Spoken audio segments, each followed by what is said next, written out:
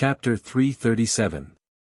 Looking at the other person's frightened eyes, Xiao Xian whispered, "I'll ask you a few questions. Answer obediently." The other person nodded again and again.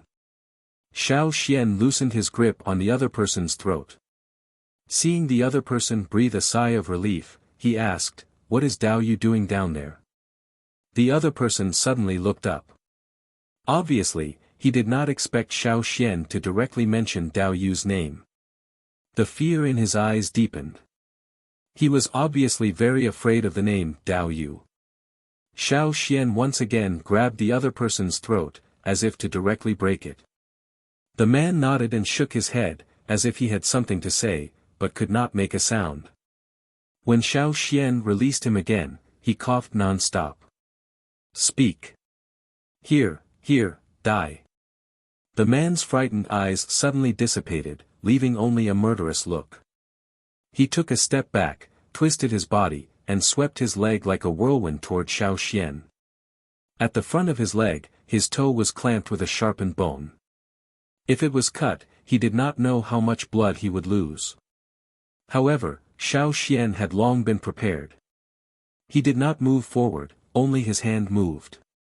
A wooden thorn pierced the other person's neck. This was something Xiao Xian found in the desert. It was a kind of tree with hard thorns all over. The thorns also had a certain hardness. Xiao Xian also smeared poison on the thorns. The person who was stabbed would be like a deep drunk and then fall asleep. After the man fell, Xiao Xian added a knife and buried him. Then he came to the place where the man had just come out. Following the man's practice last night, he brushed aside the sand and buckled the slate there. The slate opened a gap, and the person inside looked outside, but did not see anyone. He doubtfully opened the slate a little more and stretched his head to look outside. As soon as he exposed his head, he felt a sudden pain in his neck and his vision quickly blurred. After the man fell, Xiao Xian waited for a while. When he didn't hear any movement from below, he went down through the open crack and helped the unconscious man to sit down. He made a pose for him to look as if he had fallen asleep. Xiao Xian pulled the stone slab close and looked at the lock behind it. He also saw a polished stone stick next to it. Xiao Xian picked up the stone stick and stuck it there. This way, he could prevent people from outside from pulling the stone slab and coming in. After the stone slab was pulled up, the passage below was completely dark. There was a torch nearby, but Xiao Xian didn't need it. The passageway was nearly 2 meters high and less than 1 meter wide. Xiao Xian listened to the movements in the passageway and walked forward. The dark environment was not much of a problem for him. He just needed to change his field of vision. They walked until they reached a fork in the road, where there were 3 branching paths. Xiao Xian intuitively chose one. The deeper he went, the brighter the shell wrapped in totemic flames in Xiao Xian's mind. But at the same time, Xiao Xian also had a very uncomfortable feeling. Every nerve in his body was screaming for danger. This danger did not come from people, but from other reasons. The deeper he went, the wider the passageway became. There was wind flowing in the passageway, which proved that there should be other exits. This place didn't look like it had just been built. It looked like it had been built for a long time. Moving forward, Xiao Xian found that there were many warehouses here. There were people guarding the warehouses with a torch. 3 people were sitting on the ground next to the torch. However, looking at their slightly lowered chin, they were all dozing off. Xiao Xian sneaked into one of the warehouses. The 3 people guarding outside did not notice. The warehouse had no door to block it. There were many stones of different sizes inside, and the quality of the stones was not bad. They were at least mid-upper grade.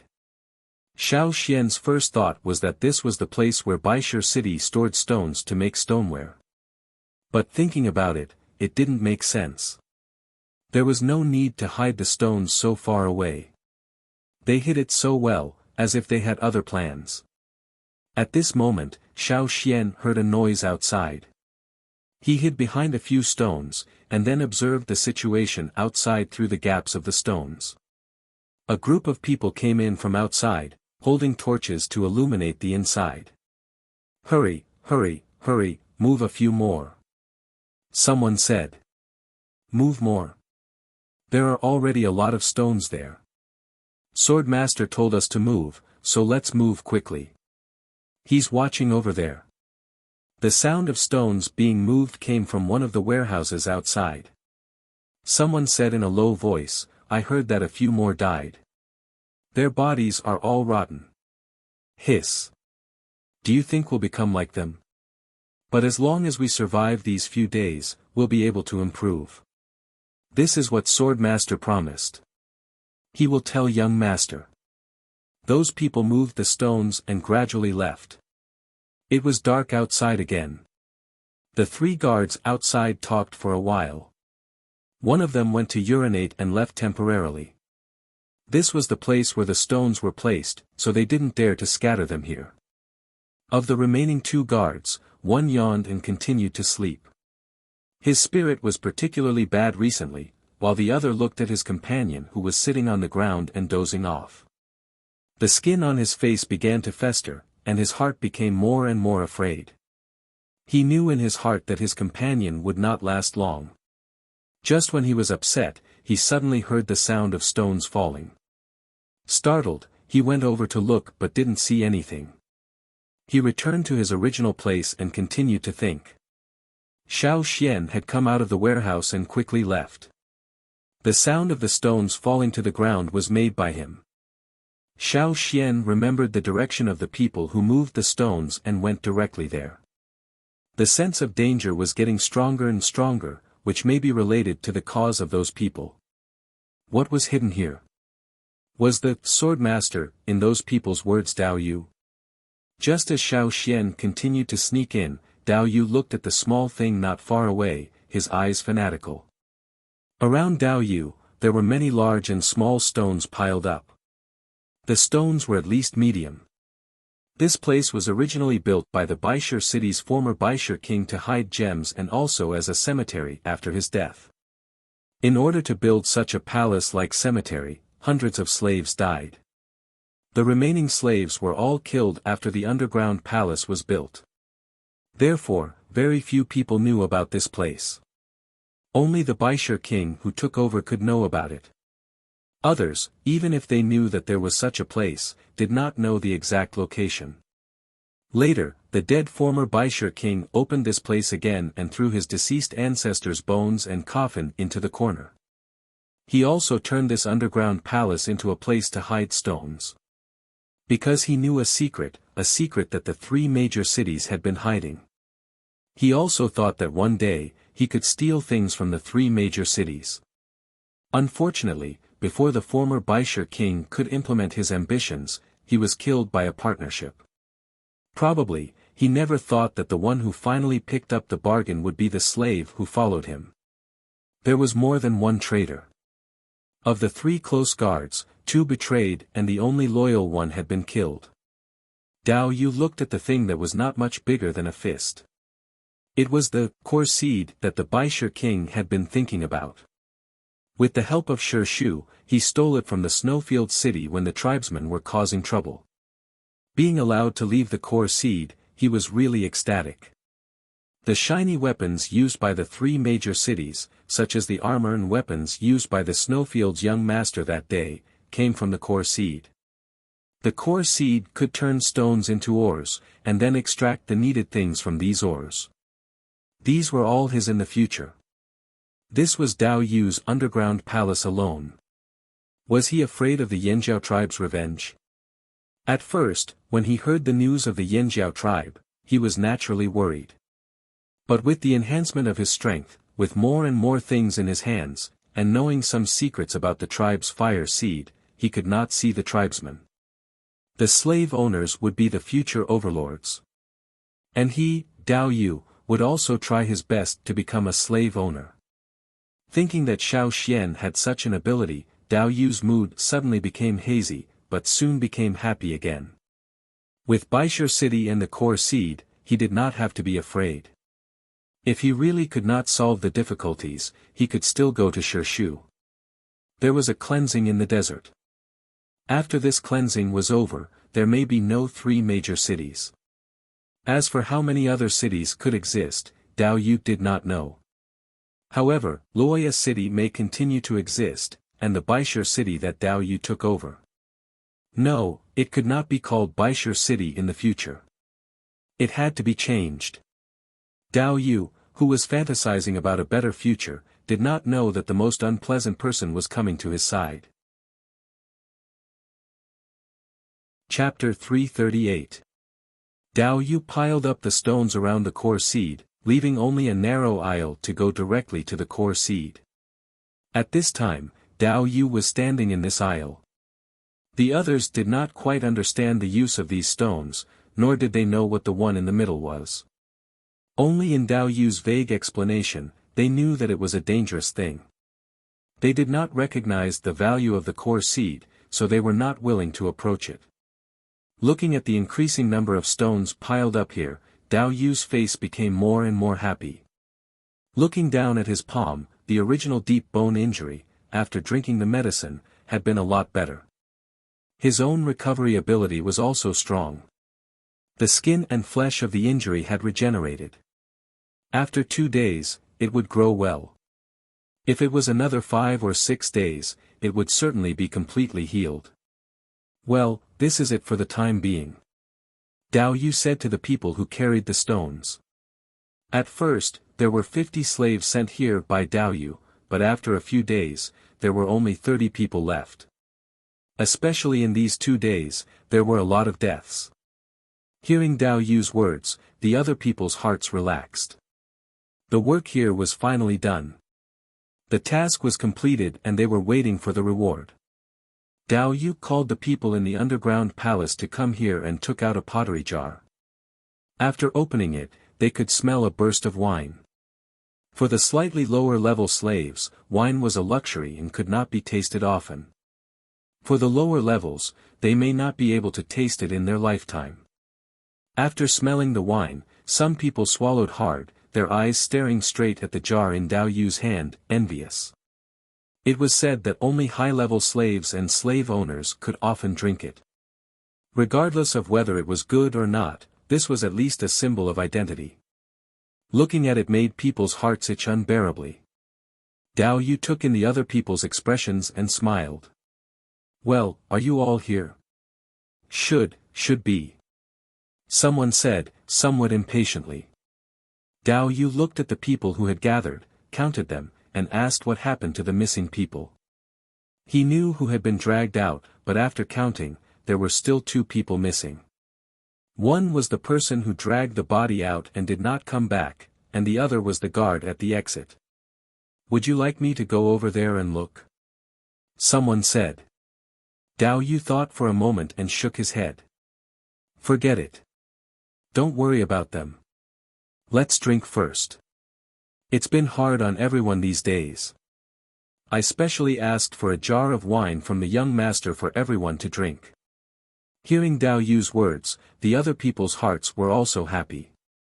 Although they were very afraid of Dao Yu and even called him Blade Master, now that they heard Dao Yu's words, they couldn't help but feel relieved.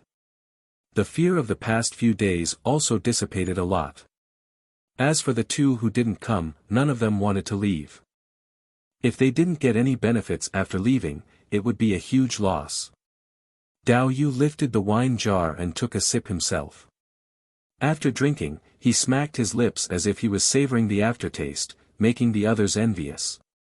After taking the first sip, Dao Yu immediately handed the jar to the people next to him. Everyone, have a sip. There were not so many cups here. For the slaves, there was not so much attention. Usually, everyone shared the food like this. Therefore, after Dao Yu handed out the wine jar, the people who took it directly took the jar and poured it. The others could not wait to come and grab it. The slave who took the wine had just taken a sip, but before he could taste it carefully, the wine jar was taken away. If it weren't for Dao Yu standing here, these people might really fight over this jar of wine. Dao Yu looked at the slaves who were grabbing the wine jar, while making a sound to stop them from robbing, ensuring that everyone drank at least a sip. No one noticed that Dao Yu's eyes flashed fiercely and viciously. Snap! The wine jar that had been drunk was smashed to the ground. The slave holding the jar covered his throat, making a sound.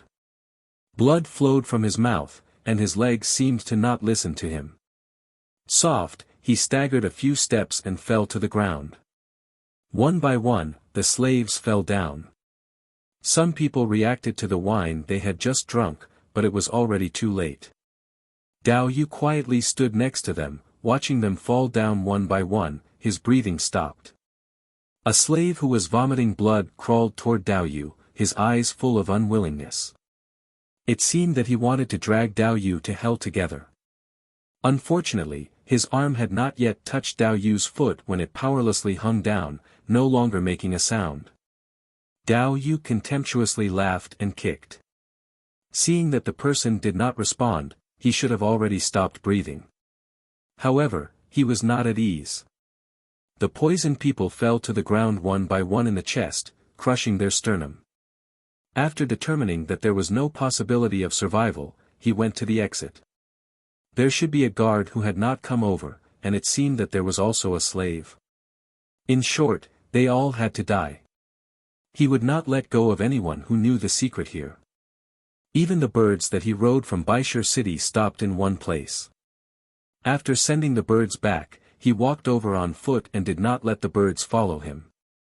Before, Dao Yu had selected these slaves and sent them over, but only to repair the underground palace and carry the stones. Dao Yu himself did not want to risk his life to be in close contact with the core seed every day.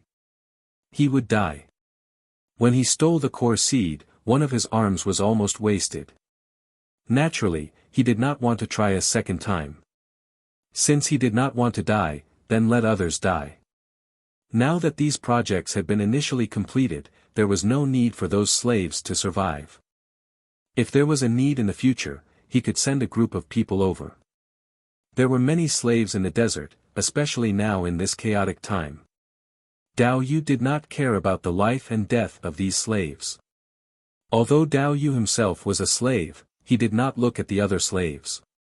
When Dao Yu went to the exit, Xiao Xian came out from the dark and looked at the 30 people on the ground who had no breath. He thought, Dao Yu was really ruthless enough. Looking away from the people on the ground, Xiao Xian walked over to the core seed. There were some glowing crystals around, but there was no flame. He did not know if it was an illusion, but Xiao Xian always felt that the crystals here were much brighter than in other places. Even if it was the same kind of glowing crystal, the one placed here was better. Feeling the danger signals from every cell in his body, Xiao Xian looked at the small metal object in the middle of the pile of stones. Dao Yu was hiding it like this, so it must be a very special thing.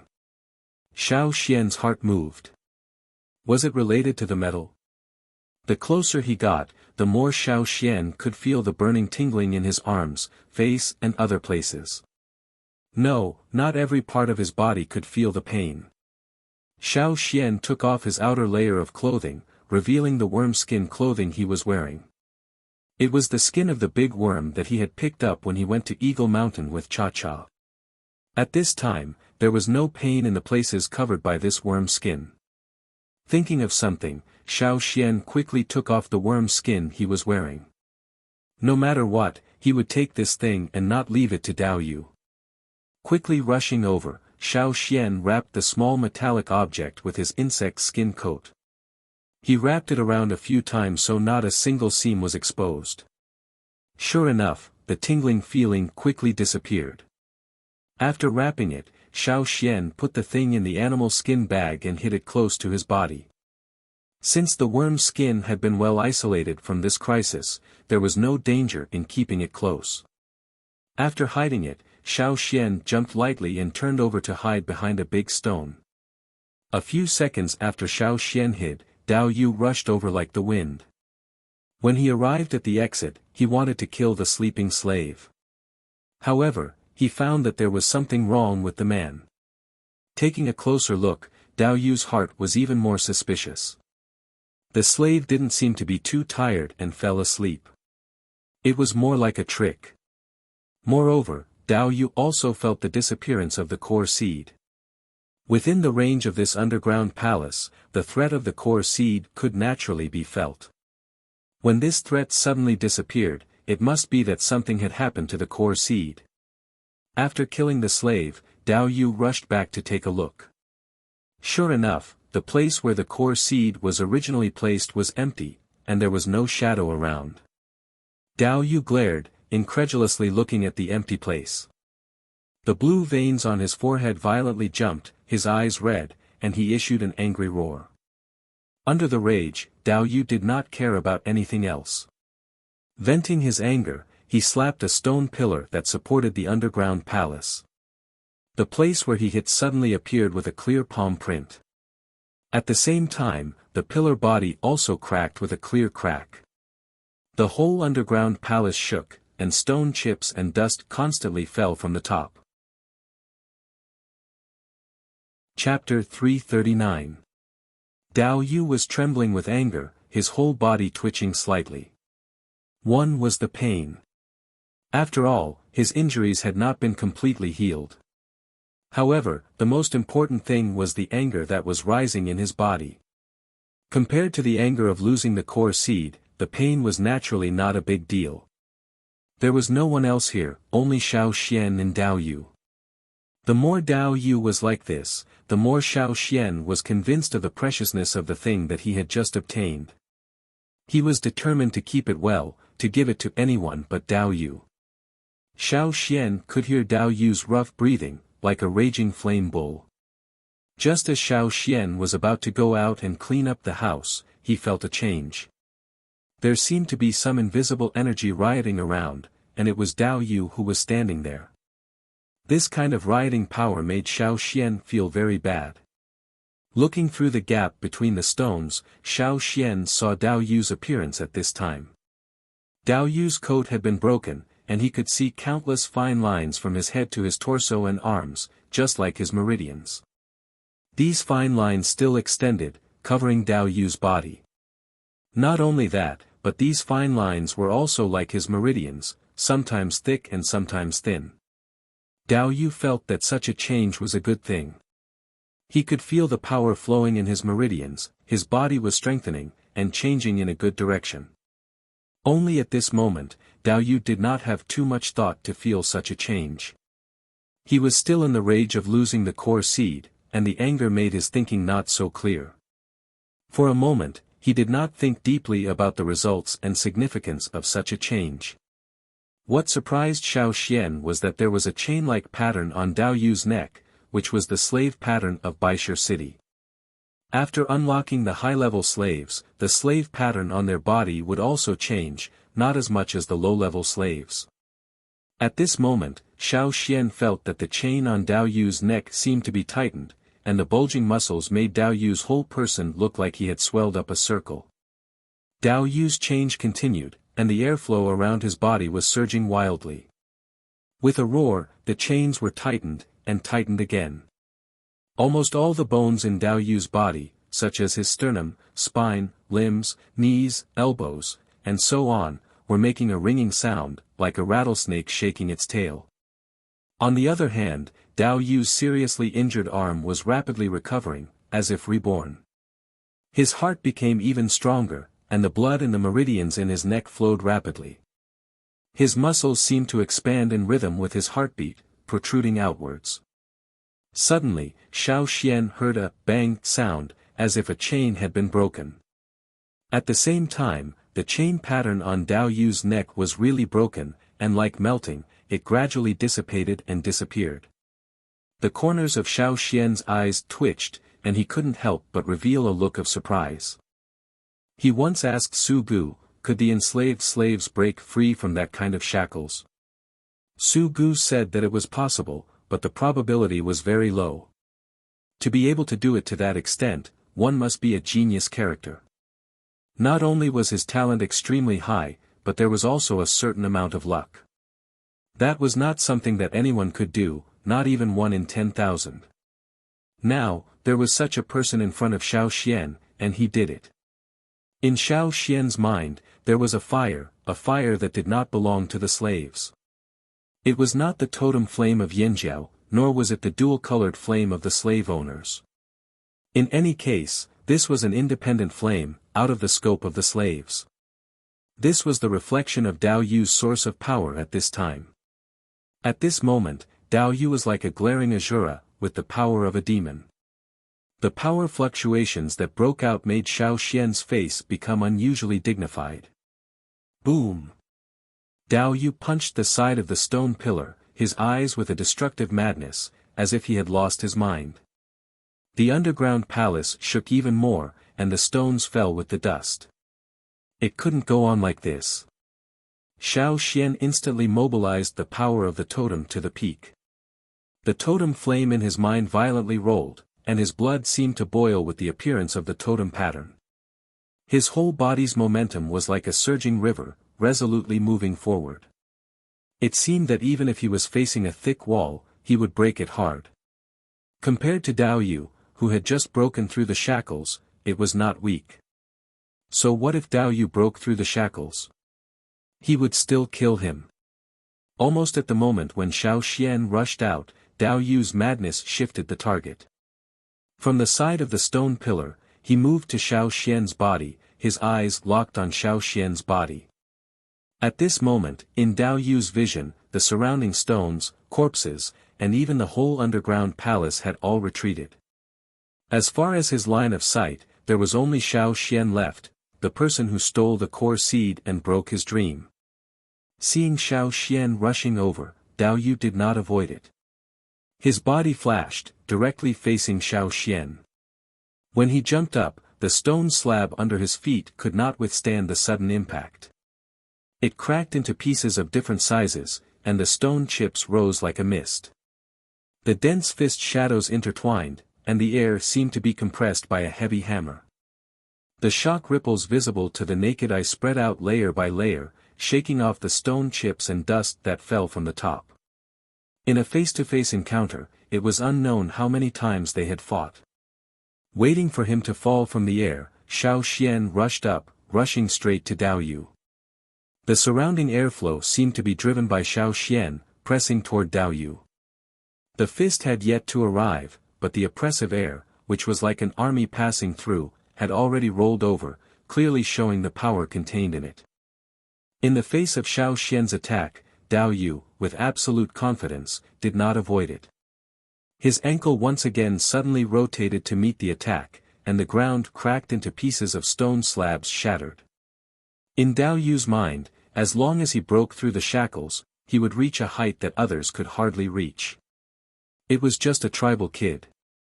Even if this person had been promoted, it was still not as powerful as his own breakthrough. After he became a senior slave, he had also killed tribesmen. In his opinion, although the tribesmen had some strange abilities, they were nothing special. Especially after he learned about the secret of the tribe's fire seed, he looked down on them even more. Kill.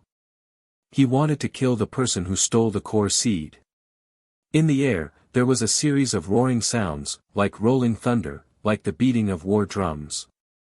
Every blow contained the determination to kill. If ordinary people were in the face of such an offensive, they would definitely be blown into slag. In this underground palace under the desert, only the roaring sound was left. Other sounds seemed extremely weak in such a roaring sound. The broken stone slabs were getting smaller and smaller, and the stone chips and dust that were shaken up were like smoke all around. Xiao Xian felt as if he had returned to the original mountain forest full of mystery and crisis, the situation of the battle with the ferocious beasts. In the face of the ferocious beasts, a slight negligence and a weak momentum could cause an irreparable situation. At this moment, it was the same. What's more, it was facing a traitor of the tribe like Dao Yu. Can't retreat, can't be weak. If the other party's attack was strong, he would be stronger. If the other party was fierce, he would be fiercer. If the other party wanted to fight, he would fight even harder. Xiao Xian's totem patterns began to brighten, like a flame cast. Just like when he exposed the blue flame in the Colosseum, it seemed to burn people. Boom! Dao Yu suffered a heavy punch. After the punch hit, Xiao Xian did not stop. Followed by a fist shadow that could not be seen by the naked eye, it once again bombarded Dao Yu's chest. Dao Yu, who had been punched twice in succession, was in a sorry state.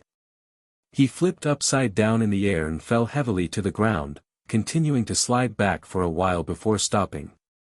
Xiao Xian wanted to continue a few more times, only to find that on Dao Yu's body, those vein-like patterns, the skin seemed to be cracked and blood oozed out from inside. Dao Yu, who fell to the ground, tilted his head to look at Xiao Xian's direction. His mouth kept spurting blood, his whole body twitching. At this time, it was not anger, but an uncontrollable reaction. The two punches just now were like a signal, like a pair of hands pushing a long domino. With a crash, the domino chain fell down.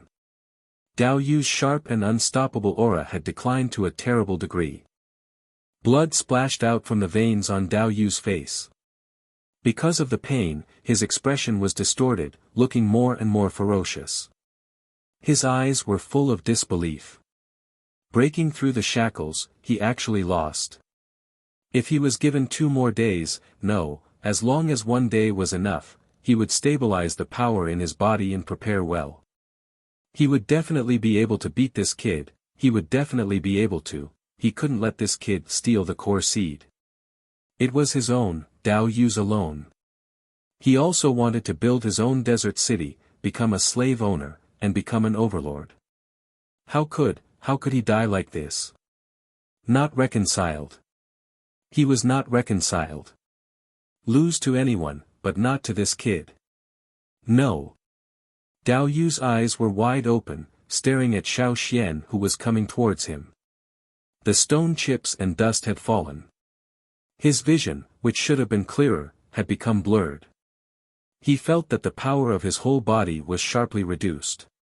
The powerful and surging feeling of breaking through the shackles seemed to be an illusion. The tide rose and then the tide receded. Finally, in his blurred vision, the figure that was getting closer and closer seemed to turn into a fire. There seemed to be a pattern in the flame, a double-horned pattern that he had long forgotten. Xiao Xian looked at Dao Yu, who had lost his breath of life. His heart was puzzled. His 2 punches, although he used a lot of strength, if Dao Yu's ability to break through the shackles, with that kind of physical strength, should not be so easy to die. The final performance was more like a violent backlash. Xiao Xian put his finger on Dao Yu's pulse and pressed it. It had indeed stopped beating. Unlike the strong appearance, Dao Yu's body seemed to be in a mess and seriously damaged. Was it because of the core seed? No, it was not necessarily because of the core seed. Xiao Xian was thinking when suddenly, the whole underground palace shook. A large number of stones fell from the top, and sand seeped down from the cracks above. Boom! Another one. It was like someone was deliberately slapping above. The seeping sand expanded like a waterfall, and large chunks of boulders began to fall. The illuminating crystal stone was a lot dimmer after the core seed was wrapped up. Now it was covered with sand and dust, it was even darker. Damn, who was up there in the end? Now was not the time to think about other things. Xiao Xian hurriedly returned in the direction he came from. The torches inserted in the underground palace had long been extinguished, and the underground palace was dark. Fortunately, Xiao Xian changed his vision and could still see the road. After Xiao Xian ran away, the place where he had fought with Dao Yu made a roar and began to collapse. This underground palace, which had cost hundreds of slaves' lives, and now dozens of lives, was about to become a thing of the past. Chapter 340. Xiao Xian ran out along the underground passage. The underground palace behind him was quickly collapsing, and the sound of falling stones was incessant. The place of collapse was getting closer and closer. Xiao Xian pulled open the stone slab and drilled out. Suddenly sensing something, he tilted his head to the side. An arrow shot from behind, almost brushing past Xiao Xian's hair. His longer hair was cut off by the tip of the arrow, and his ears and the side of his face were in pain from the strong wind brought by the arrow. Bang! The arrow shot into the sand not far from Xiao Xian. The sand on the sand exploded, and a sand-colored flower bloomed. Without even looking back, Xiao Xian propped himself up and flipped over. The sharp whistle-like sound rang out again. The arrow tore through the air, instantly traversing a distance of tens of meters, and shot into the place where Xiao Xian had been. The sharp arrow with a cold light almost brushed past Xiao Xian's waist and nailed into the sand, blowing up a nearly 1 meter deep sand pit. He didn't even have time to catch his breath. The moment he landed, another arrow came right at him. Xiao Xian jumped up, turned around, and pulled out his sword. With a clang, he pushed away the arrow. Instead of retreating, he dodged and rushed towards the direction of the arrow. At this moment, Xiao Xian focused all his energy on the archer. It was a person wearing a cloak. Her face was covered with a cloth, and her appearance couldn't be seen clearly. Her long hair was blown by the wind, and probably because of the long desert trek, it had lost its former softness and looked a lot more messy. The dust-stained cloth fluttered in the wind, and he could vaguely see a curvaceous figure. Under the cloak, there was some low-key metal armor that didn't shine as brightly. It was a woman, and her status wasn't low. To be able to wear metal armor, she was most likely a slave owner from the 3 major cities. The archer's eyes were fixed on Xiao Xian. Although Xiao Xian was still more than 50 meters away from the archer, he could still feel the archer's cold gaze, just like the murderous and chilling arrowhead pointing at Xiao Xian. The other party held a strong bow, similar to the one Xiao Xian had seen in Dao Ji's hands. He could feel the power of such a bow from the few arrows he had just fired. The difference was that the arrow shot by the other side was more threatening than the one shot by Dao Yu. Whoosh! Another one. With the vibration of the bowstring, the arrow spun at high speed in the air, creating a sharp whistling sound as it rubbed against the air. Like a meteor, it shot towards Xiao Xian. Xiao Xian quickly avoided the arrows that were shot. A sand lotus bloomed on the ground, and each time the place where it exploded was very close to Xiao Xian. Ignoring the sand that exploded and splattered in all directions, Xiao Xian locked onto the archer, including her every tiny movement and every look. He judged where the other party would shoot in the next moment, and then made a judgment to avoid the threat of the arrow. At this moment, Xiao Xian's pupils were filled with the archer's shadow and the arrow's shadow. Seeing that Xiao Xian was getting closer and closer, the other party didn't have many arrows in her hand. She directly threw the bow aside and pulled out a nearly 4-finger-wide double-edged sword. With a flick of her wrist, she drew a beautiful arc to meet Xiao Xian. The blade of the sword brushed against the blade, splashing a series of sparks. The sword that stabbed towards Xiao Xian's chest was pushed away by a strong and fierce force. Buzz, the sound of metal vibrating was accompanied by a chill that made one's scalp feel like it was going to explode. Bang! The ground trembled, and the two people separated. Xiao Xian hurriedly retreated 10 steps. A giant beast ran in front of Xiao Xian. Every step it took seemed to cause the ground to tremble, and its thick hooves stepped on the ground, splashing countless sand. It was this giant beast that had just stepped on the surface of the underground palace, and it had trampled hard. This heavyweight giant beast stood up and then stomped down hard. The curtain of sand that had been raised was forcefully split by the biting cold blade. Xiao Xian glanced to the side. At this time, the place where the underground palace was located had collapsed by more than half. Looking over there was a very obvious huge pit. Xiao Xian looked at the person and the beast not far away.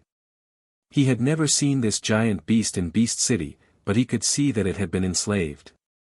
The person who had enslaved it was the woman in the cloak next to it. The other party's sword reflected a very dazzling light under the scorching sun, but at this moment, it was no longer attacking. Instead, it stood there quietly. The other party was standing on a sand dune, and Xiao Xian was standing at a lower position. Therefore, when the other party looked at Xiao Xian, it was looking down. The giant beast in front of Xiao Xian was swinging its thick hooves, as if waiting for its master's order to start trampling again. However, its goal was no longer the underground palace, but Xiao Xian, the little guy. Xiao Xian raised his eyebrows. He heard the sound of approaching quickly, and it was still behind him. Jie la jie la. Jie la jie la. Behind the dune, a huge snake had emerged. The snake turned over the sand dune and came towards Xiao Xian, but it did not get close. It stopped nearly 50 meters away from Xiao Xian. It was this giant snake that was shaking its tail that was making a rattling sound. However, Xiao Xian's main attention was not the huge rattlesnake that suddenly appeared, but the person standing on the snake's head. Shu. Xiao Xian did not expect to meet Shu here. We meet again. Shu's tone sounded like a friend that he had not seen for a long time. If it were not for the current situation, it would be easy to be regarded as a friend. The visitor was not good. This was what Xiao Xian thought at the moment. Why are you here? Xiao Xian asked. For a slave. Shu seemed to mention it casually, very casually. Dao Yu? Xiao Xian's heart moved. Dao Yu is one of your people. Not exactly. He's dead. Xiao Xian said. It's better if he's dead. I'm going to die. Shu seemed to be more inclined to a dead Dao Yu. The dead are more obedient. After that, Shu turned his head and said in a chatty tone, however, since we meet here, you might as well come with us. What if I don't go? Xiao Xian looked at Shu, paying attention to the cloaked person on the other side to prevent a sudden attack. You refuse? When Shu said these three words, although it was a question, it carried a hint of irrefutable meaning. Indeed, now Xiao Xian was surrounded by enemies, 2 slave owners and 2 giant beasts. The situation was indeed very bad. Xiao Xian did not make a sound, and the other 2 did not speak, waiting for Xiao Xian's reply. Suddenly, Xiao Xian smiled, breaking the deadlocked atmosphere at the moment. I refuse. Shu was about to speak when his eyes focused, looking at a place. At Xiao Xian's feet, a blue creature drilled out from under the sand. It was a beetle. Then, there was a rustling sound, a black beetle drilled out of the ground, as if to report, rushing out. The yellow sand was quickly occupied by black beetles. Not only around Xiao Xian, but further away, including behind Shu and the cloaked person, there were black beetles, like a black wave surging. Chapter 341. This situation was completely beyond Shu's expectations. Looking at his expression, he knew that he had always felt that victory was in his grasp and that everything was under control. But what he saw at this moment shocked him. It was also the first time he had encountered such a situation. Over there, don't look at Xiao Xian's calm face, hanging an unfathomable expression, but in his heart, he was roaring, fuck. He did not expect that a bug that he had enslaved to practice the method of enslavement would become such a situation. When he was in the Beast City, Xiao Xian found that the beetle had summoned a lot of younger brothers, and now it had directly turned into an army of bugs. The 2 behemoths at this moment also did not have the prestige they had before. The huge rattlesnake swung its tail and shook off all the bugs climbing up the snake's tail. However, more and more bugs crawled out of the sand, and they did not seem to know how to be afraid. They let the snake's tail shake again and again. Originally, the color of the sand could be seen from some gaps, but it was not long before the ground was black, and the bright carapaces reflected the light. The person in the cloak looked at the beetles that were gathering around her. Even if she was brave and thought that she was strong, she could not stay calm at this moment. She suddenly felt a sense of fear. She kicked away the beetles that were gathering around her and used her knife to sweep away the beetles that were blocking the way in front of her. Then, she jumped onto the back of the giant beast. After she jumped on the behemoth, the place where she had passed before, which had been cleared out of a narrow aisle, was covered by a wave of black bugs in the blink of an eye. The behemoth that stomped its hooves and shook the underground palace, at this moment, no matter how much it stomped its feet, it was useless. These bugs that crawled out of the ground did not know how to be afraid. Shu looked at the black wave of beetles and thought of something. He took out the dried meat from a bag that he carried with him. It was a long journey, so naturally, the food was well prepared. Unlike the slightly rough dried meat eaten by Xiao Xian and others, the dried meat brought by Shu was thinner, as if it had been pressed and then rolled into a roll. Shu unrolled the roll of meat a little, tore off a piece of meat half the size of a palm, and threw it out. The piece of meat fell about 20 meters away from the snake. The previously calm wave of insects instantly surged. Wherever the meat landed, the surrounding insects surged up. That place was like a wave that rose out of thin air, instantly rising higher. Shu, who had been staring at the other side, couldn't help but twitch his eyelids. What he was worried about was that if the beetle army was just a facade, they wouldn't have to worry too much. He had seen these beetles when he was in Rock Hill City. They were all active in the filthy places of the animal pens. However, the reality in front of him had completely shattered his hopes of being lucky. These bugs really ate meat. Shu had no doubt that if a bound giant beast was placed here and encountered such a beetle army, it would be tantamount to a death warrant thrown out by the Grim Reaper. The outcome would certainly be the same as that piece of meat just now. Just thinking about it made his hair stand on end. Obviously, such a small piece of meat did not satisfy the beetle army at all. Instead, it made the beetles even more anxious and ferocious. As if waiting for the order to attack, more and more beetles surrounded the two giant beasts, like hungry ghosts smelling the smell of food, greedily looking at the food in front of them. If they could speak, they would probably shout at this time, "The enemy is difficult to deal with, wait for the boss's order, brothers together." The hand of the person in the cloak holding the knife trembled a little. When walking in the desert, many people were afraid of encountering the dangerous desert beasts, but for her, the bigger threat was the small desert creatures, and they were in large groups. Even if she was knowledgeable, she had never encountered such a swarm of insects. Talking to them about feelings, reasoning, and conditions. What a joke. It was useless to talk, these insects did not have that high of intelligence to understand. The only thing she could do was to talk to the commander of these insects.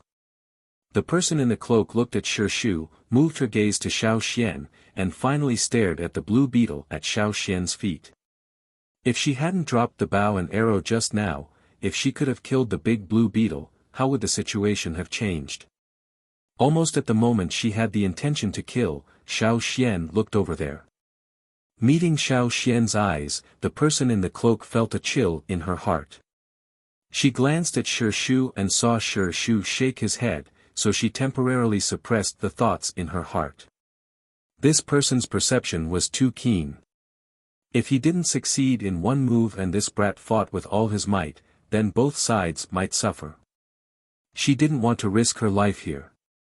The movement over at the Colosseum, was it you who caused it? Shu asked in a deep voice. That day, many people saw this kind of black beetle appear in the place where the battle beasts were locked up, but not many people thought deeper. After all, in the eyes of most people, this kind of beetle was too small and harmless, so no one cared.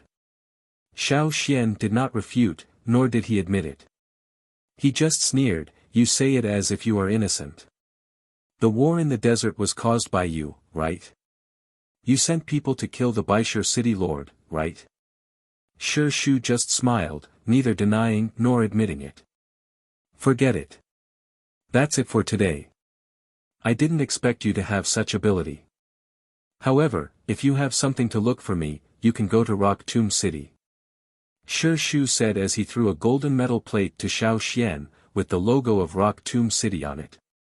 Originally, he intended to use force, but things were beyond his expectations. Shu changed his mind. He always liked to choose in a more favorable direction. Xiao Xian caught the plate that was thrown. I think that if I don't have anything to look for you, I will go back to the tribe after leaving. I will not be involved in the war in the desert. Shu was non-committal. Instead, he asked, do you know why Dao Yu chose to become a slave, and why he looked down on the tribes? Xiao Xian only said, I only know that Dao Yu is a traitor to the tribe and must be killed. But he didn't answer more, waiting for Shu's next words. Shu didn't care. He appeased the giant snake that had begun to become restless because of the swarm and said, because the slave owners will get stronger and stronger, and the tribe will eventually perish. Xiao Xian put on a look of disbelief. Nonsense. If it were other tribes, at this moment, they would probably be furious, right? I'm not lying about this. If you don't believe me, you can pay more attention to see if the tribes are getting weaker and weaker. Are there problems with some of their abilities? Hearing this, Xiao Xian's first thought was the Rain tribe. Yang Sui said that once their Rain tribe's shaman could ask for rain, but later this ability slowly disappeared. Seeing Xiao Xian's expression, Shu's smile deepened. He continued, in fact, some people have already noticed it, but they just didn't dare to say it. Xiao Xian didn't say anything. Shu decided to put another bomb. You tribes are actually very stupid. You clearly found the facts, but you are unwilling to admit it. Stubborn, conservative, stupid. You don't know that the longer it takes, the more disadvantageous it is for them, and the closer they are to extinction. The only smart one is the Yanjiao tribe, but it is only half smart. The other half will still continue to go to destruction. Xiao Xian's pupils shrank as he stared at Shu. Did Shu's half-smart refer to the divided Yanjiao tribe? If so, he didn't think that Shu's half-smart referred to the current Yanjiao people. Then, there was only one possibility left, the other half of the Yanjiao tribe that had been separated 1,000 years ago and had no news. Chapter 342. Xiao Xian still wanted to ask more, but Shu was not willing to say more. You go, we still have things to do here. Moreover, our people are almost here. When the time comes, even if you use these insects, you won't be able to fight. Of course, if you want to know more, you can go to Rock Tomb City to find me. Xiao Xian quickly judged the situation and decided to withdraw first. Let's go. Xiao Xian said from the big beetle at his feet. The blue beetle immediately opened the way, and where it passed, the insects spontaneously separated. Seeing this situation, Shu's eyes flashed thoughtfully. When Xiao Xian left the underground palace, he could not see Shu. Xiao Xian let Sapphire take its insects to forage for food, while he himself rushed to the place where he had agreed with Lei and Tuo. As for Shu's words, Xiao Xian did not fully believe it, but he knew that it should be 3 parts true. After Xiao Xian left, the man in the cloak asked Shu with concern, Are you not afraid that he will tell our things to the slave owners in other cities? He won't. Shu said. If Xiao Xian was smart enough and decided to not get involved, he certainly would not reveal more to others. Even if it was revealed, it didn't matter. At that time, the general trend was set. What if he participates? The cloaked man was still not at ease. If he participates, cooperating with such a person may not be a bad thing. While talking, in the collapsed underground palace, a lizard with thick scales crawled out. It was not too big, but it was very flexible. It came to Shu, opened its mouth, and spat out what it had swallowed. A dead man covered in lizard gastric juices appeared on the sand. It was the dead Dao Yu. Unlike the appearance when he died, Dao Yu at the moment seemed to have lost a lot of blood. Because of the wounds on his body, it was completely impossible to see his original appearance. Fortunately, although he was swallowed into the lizard's stomach, it was basically not digested. The flesh and bones were still there, but it looked shrunken. The man in the cloak saw Dao Yu's current appearance and asked Shi Shu with some disgust, "Brother, he has become like this. Can he still be used?" "Of course." Shi Shu looked at Dao Yu's current appearance with satisfaction. "When you're alive, you're not obedient. Then you can only use death." At the moment when Dao Yu broke through the shackles, he was actually not far from death. It was just that Xiao Xian's appearance had brought forward his death. The person in the cloak was originally monitoring Dao Yu. At that time, she was actually inside the underground palace, close to another exit, as far away as possible from the core seed. As for the giant beast that was following her, it buried its body in a sand dune somewhere outside. When Dao Yu and Xiao Xian fought, she wanted to help. However, she noticed that Dao Yu had broken through the shackles and did not go up to help. Instead, she ran out and summoned the giant beast to trample the underground palace. He wanted to kill Xiao Xian and then take away Dao Yu's body. Unexpectedly, Xiao Xian was too strong, and there were also those insects. "I can't sense the core seed here." The cloaked man frowned. "The core seed must have been taken away by that kid." Shi Shu said. "Impossible. I didn't feel the core seed on him at all." The person in the cloak could not believe it, but seeing Shi Shu's determined look, she knew that the possibility was great. "Or should we send someone to kill that kid?" The cloaked man said. "If there is no absolute certainty, at this time, it's better to take less risks. Those tribesmen, when they fight for their lives, will not care about anything. There are only a few people who can be tempted with benefits." Shi Shu said. Seeing that there were already a few birds flying over in the air, Shi Shu said, "I'll go back first. I believe that Snowfield City has already started a war with Wuxia City. Then do I have to stay in Baishur City to watch?" The person in the cloak asked. "No, you go and tell Su Luan that he can go to Baishur City." The person who came over by the bird wrapped Dao Yu's body with a cloth, put it in a long wooden box, and then left with Shi Shu. As for Xiao Xian taking away the core seed, it was better to talk about it after the desert was finished. At the moment, they had no time to think about it. How much could a tribesman who had never been exposed to this kind of new thing think about it? Even those tribesmen who often came to the desert to rob only robbed some ores, not the core seed that made these ores. Because those tribesmen simply did not know that there was a core seed. Besides, if the core seed was not used properly, it was possible to exterminate the tribe. The tribesmen were so stupid, how could they think of the correct way to use the core seed? Thinking of this, the cloaked man was not worried and went in the direction of Luoya City. Shi Shu also put his main thoughts on the war in the desert.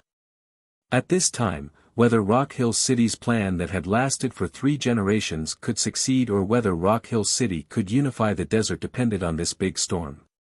However, they did not know that Xiao Xian was not an ordinary tribesman. The use of the core seed, Xiao Xian had even guessed most of it. The rest only needed time to prove the guess. With the core seed, Xiao Xian rushed to the place where Lei and Tuo were. When Xiao Xian saw Lei and Tuo, the two were anxious. "Xian, I finally see you." Seeing that Xiao Xian was safe and sound, Lei and Tuo's hanging heart finally relaxed. These days, slaves have been entering the desert. "Xian, is there going to be a scuffle in the desert?" Tuo asked. "Well, it has happened. During this time, the slaves you saw entering the desert, what was each team like?" Xiao Xian asked the two to elaborate. Listening to the words of the two, Xiao Xian found that the slaves entering the desert this time, a small number were from other cities, and most of the others may be from Shi Shu's people. Thinking of the buildings and increasing slaves he saw in the place where he met Yan Shua, maybe it was Shi Shu who used it to raise soldiers. Xiao Xian only knew one place. He did not know about similar places, maybe there were more. Without saying more, Xiao Xian took out a piece of cloth and took a charcoal pencil to write on it. Lei and Tuo had experienced a lot of such things. When they saw Xiao Xian began to write again, they spontaneously stood guard around. When Xiao Xian finished writing, he carefully put the cloth away and handed it to Lei and Tua together with the animal skin bag with the core seed. You leave now and leave the desert. The things in this animal skin bag are very important. Don't open it privately. You must take it to the tribe and give it to the shaman. Let the shaman see the content of the cloth first. Remember, look at the content of the cloth first. Don't open it before you see it. Moreover, don't let other people know about this, including the people of our tribe. As for what the shaman decides after seeing the content of the cloth, I don't care. If you can't take this thing back, then hide it first. If you can't hide it, then throw it away. Don't let people know you have this. Seeing Xiao Xian's serious face, Lei and Tua carefully wrote down Xiao Xian's words. Xian, you can rest assured that even if we die, we won't let other people know. But as they talked, the two always felt that something was wrong. Hey! Xian, you won't leave with us. The two just put down their hearts and hung high again. Xiao Xian shook his head. You go first. I have something to do. What else? Is it important? Hearing Xiao Xian say that he will stay in the desert, the two were anxious. Very important. How important? It's about the survival of the tribe. Now the two couldn't say a word. After telling Lei and Tua, Xiao Xian had to persuade Cha-Cha. This guy was angry. It was rare to persuade people and birds. Xiao Xian looked at the sky, took out a rope and divined. He raised his hand and pointed to a direction. You go that way, it may be safer. Xian, after we send the things back, if you haven't returned to the tribe, we will come to you. Tua said. Xiao Xian still wanted to say something, but the two had already jumped on the eagle's back and flew into the sky. Looking at the eagle in the sky leaving in the direction he pointed, Xiao Xian rested on a stone for a while and turned back to the depths of the desert. Chapter 343. He had to admit that Shi Shu's words really made Xiao Xian think a lot. Therefore, this time, Xiao Xian also intended to take advantage of the chaos in the desert to find some useful information. After all, it was related to the survival of the tribe. Shi Shu said that the tribe is going to decline. Yes, but also wrong. He was right. In a short time, there certainly would not be such an obvious change. It could not be seen, so he could not be sure. He was wrong, but there were indeed legends that showed such signs. However, rumors were rumors after all. Xiao Xian could not know the truth. Ask the people of other tribes. Xiao Xian was sure that they would not tell the truth. Once again entering the depths of the desert, Xiao Xian planned to go to Luoya City to see after learning that Shi Shu had provoked the war. After all, he had cooperated with Su Gu. If he could bring a message in advance, maybe he could make more preparations and suffer less. However, when Xiao Xian approached Luoya City, he found that Luoya City had already sent troops to Baishur City to start a war. The slaves lined up in neat rows, as well as the equipment on the slaves, did not seem to be a hasty behavior. It was more like they had been prepared for a long time. Such a fast response. Did they know that Dao Yu was dead? Did they know that Baishur City was at its most chaotic and weak time? Seeing this, Xiao Xian could not help but think more. Then thinking of Su Luan's previous attitude, looking at Luoya City's quick response, Xiao Xian looked at the tall building in Luoya City and narrowed his eyes. Was Su Luan also a person on Shi Shu's side? Or, were these two people cooperating? If so, Xiao Xian did not have to worry much. No wonder when he heard that the desert was going to be chaotic, Su Luan remained calm and did not worry at all. In this case, Xiao Xian would not show up. After observing around Luoya City for a while, he left. Looking for a place where there was no one, Xiao Xian called Sapphire over. Sapphire had been following Xiao Xian all this while. It had a certain connection with Xiao Xian and could sense Xiao Xian's thoughts. Not long after, Xiao Xian saw the blue beetle emerge from the sand. Now, if the blue beetle stood on the ground, its back would reach Xiao Xian's knees. Its appetite was also huge, not to mention that it was carrying a swarm of insects. Therefore, Xiao Xian did not need to see it to know that there was a massacre under the sand. The other insects and small desert beasts hiding under the sand were lucky if they could escape. Those who couldn't could only be swept away. Looking around, Xiao Xian combined what he knew about the various cities. This place was a certain distance away from the other cities, and very few people would appear in this area. Little shit. Xiao Xian squatted down and looked at the beetle in front of him. Thinking back to when he was enslaved, this beetle was so small. Now, it had grown beyond his expectations. The blue beetle did not quite understand what Xiao Xian wanted to do. It was not until Xiao Xian stretched out his hand and blue flames appeared that it understood. It was so excited that it kicked its hind legs. It had not pushed a ball for a long time, but when it was excited, it could not help but kick its legs. This was a deep-rooted habit. Xiao Xian decided to unlock the second lock for Sapphire. In the past, he felt that there was not enough time. This insect needed enough space to adapt and grow. At the same time, there were too many variables. But now, Xiao Xian found that this insect adapted faster than other beasts. It was not long before it could lead so many beetles to eat meat instead of collectively pushing a ball of dung. Therefore, Xiao Xian decided to unlock another lock for it. If this guy developed well, it could also help him. Not long ago, Sapphire was leading a swarm of insects. After a while, would it develop into a larger-scale insect swarm? Thinking about it, Xiao Xian was still a little excited. He just did not know if it would go too far. Just as Xiao Xian was unlocking the second lock for Sapphire, in a 2-story stone house in Rock Tomb City. Shi Shu had taken Dao Yu's body back to the city and handed it over to an old man. Xiao Xian once asked Su Gu if there was such a person as a witch among the slave owners. Su Gu's answer was yes, but it was extremely rare. After all, once you became a witch, you could not be a slave owner. Moreover, the witches among the slave owners were different from the tribal witches. Most of them were direct descendants and could not enslave slaves. In Luoya City and many other cities, there were no witches. At this time, in front of Shi Shu, the old man with a white whip and strange patterns painted on his body was a witch. His elders were also witches. They belonged to a special family in Rock Tomb City, no less than a small slave owner. The old man was busy dealing with Dao Yu's body.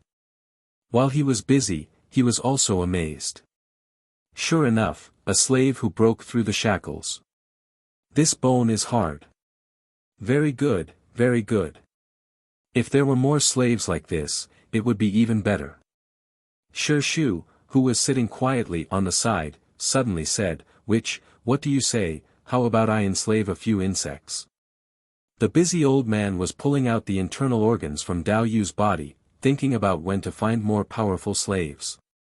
When he suddenly heard Shi Shu's words, he was so shocked that he almost shook the things in his hands. Nonsense. After saying that, the old man felt that his tone was too much. After all, the person in front of him was Shi Shu, not his direct juniors and subordinates. He slowed down his tone and persuaded, "Young master, how can you enslave such lowly things like insects? Ordinary beasts are already lowly, and those little insects are even more lowly." The old man looked excited, his spittle flying as he said a lot. His meaning was to let Shi Shu choose some powerful slaves, such as those desert beasts, quicksand beasts, giant lizards, and so on. Or he could lure some tribesmen into the desert as slaves. If not, he could also choose something that could scare people. What were insects? That was the way to go. Only those who had no ability would play with insects. It must not be like this. If the old man was in front of his direct juniors or subordinates, at this time, he would probably start directly. But the one who said this was Shi Shu, the young master. No matter how the old man opposed it, no matter how excited he was, he had to think more about his words. Fortunately, Shi Shu still valued the old man very much. He could also listen to some of the old man's words. No matter what he thought in his heart, at least on the surface, he was still humble. Enslaving insects is not good? Shi Shu asked. Very bad. The old man affirmed. Insects are the lowliest of lowly? Shi Shu asked again. Yes, it's beneath the young master's status. The old man was very sincere. Really can't enslave? Shi Shu did not give up.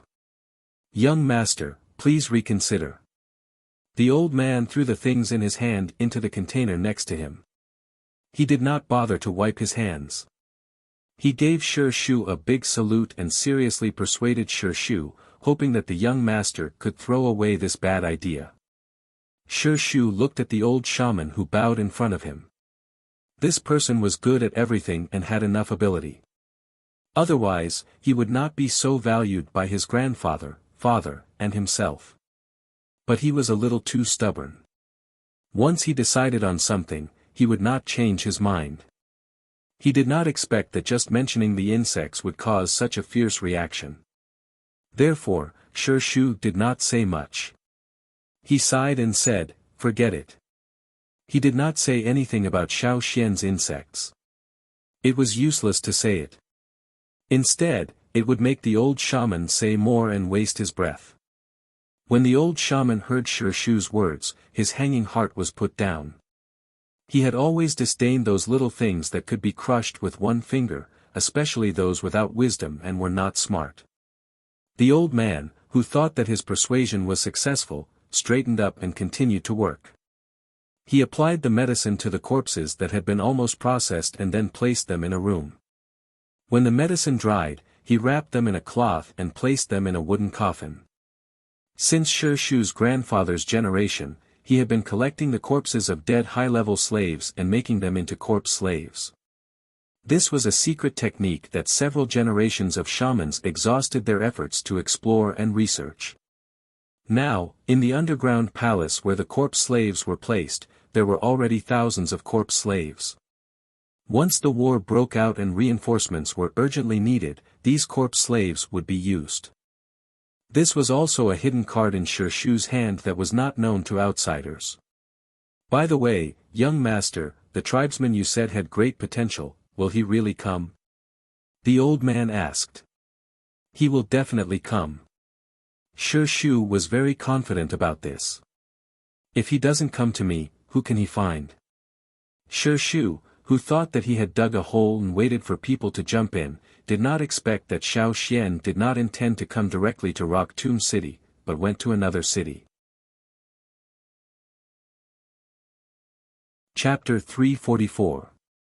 Xiao Xian was very wary of Shi Shu. Such a person who could quietly provoke a war was too dangerous. From Shi Shu's words, Xiao Xian felt that the decline of the tribe should be related to the slave owners. If he wanted to find the secrets of the slave owners, it was not only Rock Tomb City. In the three major cities, in addition to Rock Tomb City, there were two other cities. It was said that Snowfield City had already gone to war with Fire Hill City. He did not know how Shi Shu had led the disaster to the east. In any case, the current Snowfield City was also quite chaotic. Since Shi Shu had already started on Snowfield City, naturally he would not let it be peaceful. Snowfield City was known by its name. The place where it was located was similar to the desert of Beast City, with more ice and snow in a year. When Xiao Xian came to the border of the area under the jurisdiction of Snowfield City, he saw a vast expanse of white snow and some red and purple flowers blooming on the snow. Probably, these plants were unique to Snowfield City. Compared with the desolate Beast City, there were indeed a lot of plants on the Snowfield side. Just now, a team of 200 people had hurried past. They should be going to the battlefield. Everyone's face was serious or sad. The successive wars had made them suffer heavy losses. Now, the king was like a madman. All day long, he looked like he was going to fight desperately. No one dared to refute the king's orders. If the king said to continue to fight, they had to continue to fight. Even the people of the 3 cities, who had been calm for a long time, suddenly came to war. Moreover, it was a large-scale continuous battle. No one could bear it. When Xiao Xian came over, he saw a lot of bones. Some of them had been buried by the sand, and some of them were only partially buried. Many of the bones thrown there were eaten by scavengers, leaving only bones. It looked quite miserable. Xiao Xian collected some clothes of Snowfield City slaves along the way. The clothes of the lower slaves were not much different. After lurking around and observing for a few days, Xiao Xian saw an opportunity. When it was dark, he mixed into the end of a patrol team. The slave walking in front of Xiao Xian was already very sleepy. He did not notice that there was someone behind him. He just yawned and followed the person in front of him. The leader of the group didn't pay much attention to it. He was only on guard against the surroundings and didn't notice that there was an extra person in the group. Seeing the gate of Snowfield City approaching, Xiao Xian pulled the cloth hat on his head. In fact, it was a long piece of cloth wrapped around his head. This was a hat that was commonly worn by low-level slaves. Xiao Xian deliberately dirted his face to show his fatigue. He looked similar to the other slaves. The guard in front of the city gate glanced at the group and didn't notice anything wrong. Looking at Xiao Xian, who was yawning at the end of the group, the guard was glad that he didn't have to run around while guarding the city gate. Looking at the people patrolling outside, it was as if they didn't have enough sleep and didn't have any energy at all. It was already late, and they had all returned from patrolling. They were all busy going back to rest, and no one was in the mood to chat with others. The system here was not perfect. There were many loopholes, which made it convenient for Xiao Xian. After the team entered the city, Xiao Xian found a chance to slip into a sand house. The people walking in front of Xiao Xian in the patrol team seemed to notice something, but when they looked behind them, they didn't see anything unusual. They felt that they were probably too tired and confused, so they didn't care much. The sand house where Xiao Xian was located had no door. The people who lived inside had become cannon fodder in the war and had not returned. Xiao Xian temporarily settled down there, hiding and waiting for the right time. No one came in at night. As the night deepened, there were fewer people outside. There were no lights, and the moonlight was not as bright as the full moon, but it also cast a not too obvious black shadow under the houses. The continuous war made the people in the city tired. Except for the night patrols, everyone else went back to their houses to sleep. Compared with the former Snowfield City, it was now a lot more desolate.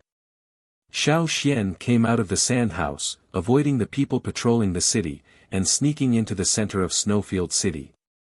The palace of Snowfield City was similar to that of Luoya City. It was also very high profile, but it was much larger in scale. The guards near the palace were much stricter. Xiao Xian could not sneak in for the time being. He had to find an opportunity. Therefore, Xiao Xian first found a good hiding place and waited for the right time. The house where he hid was much more spacious than the previous sand houses. The materials of construction were mostly stone. The closer to the palace, the bigger the house was. This house was used to store wine. Xiao Xian saw a lot of wine jars. The wine here was not sold, but used as a reward. When the slaves made a contribution, they would be rewarded with wine. The slaves would come here to receive the reward. There were 3 people in charge of the wine house in the house, and they were already asleep at this time. Xiao Xian chose a place to store goods and hid inside. After looking at the furnishings and layout of the house, Xiao Xian guessed that there should be 5 people in charge here. 2 people were transferred out to join other teams, leaving only 3 people in the house. Not only in charge of the wine house, but also in other similar places. Some people were transferred to patrol the city or guard the city gates. Some were even more miserable and were transferred to the foreign war team. The war consumed a lot of manpower and could only be made up by the slaves working in the city. These people were not skilled in their work. Even if they worked in the city, they did not suffer that much. How could they not complain? The consequence of slacking off was that there were more loopholes, giving people like Xiao Xian an opportunity to take advantage of.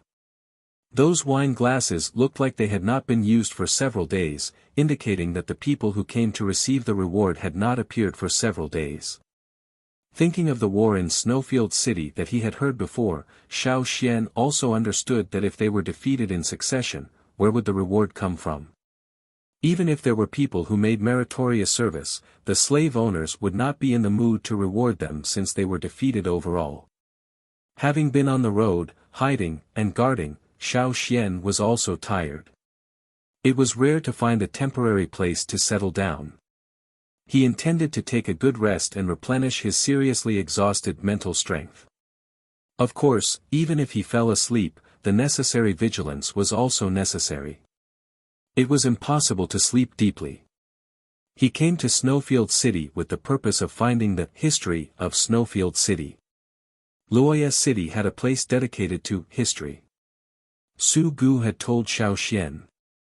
As one of the three major cities, Snowfield should also have a similar place. Xiao Xian hoped to find more information from the history of Snowfield City to answer the doubts in his heart. If he could see the history, he might be able to explain Shishu's words. Although the slave owners valued those historical records, the degree of importance was much lighter compared to the tribesmen. Even when recording, they would make changes, belittling others and promoting themselves. While Xiao Xian was resting, in the high palace of Snowfield City, the Snowfield King once again flipped the table. The delicate wine glasses and tableware were scattered on the ground, and the wooden table that had just been made was also blown to pieces. Rock Hill City is too much of a bully. The Snowfield King's face was gloomy, his blue veins protruding. He had just received a letter from the Rock Hill City Lord, saying that he should stop and not let the war continue. I'm fighting with the people of Fire Hill. What does it have to do with them? They didn't say anything, but they also turned around and taught me a lesson. The Snowfield King was angry. No, maybe the people of Rock Hill City were also involved in the theft. Thinking of this, the Snowfield King was even more aggrieved. The core seed, ah. That was the core seed, but it was lost. Thinking of the successive defeats, he trembled with anger.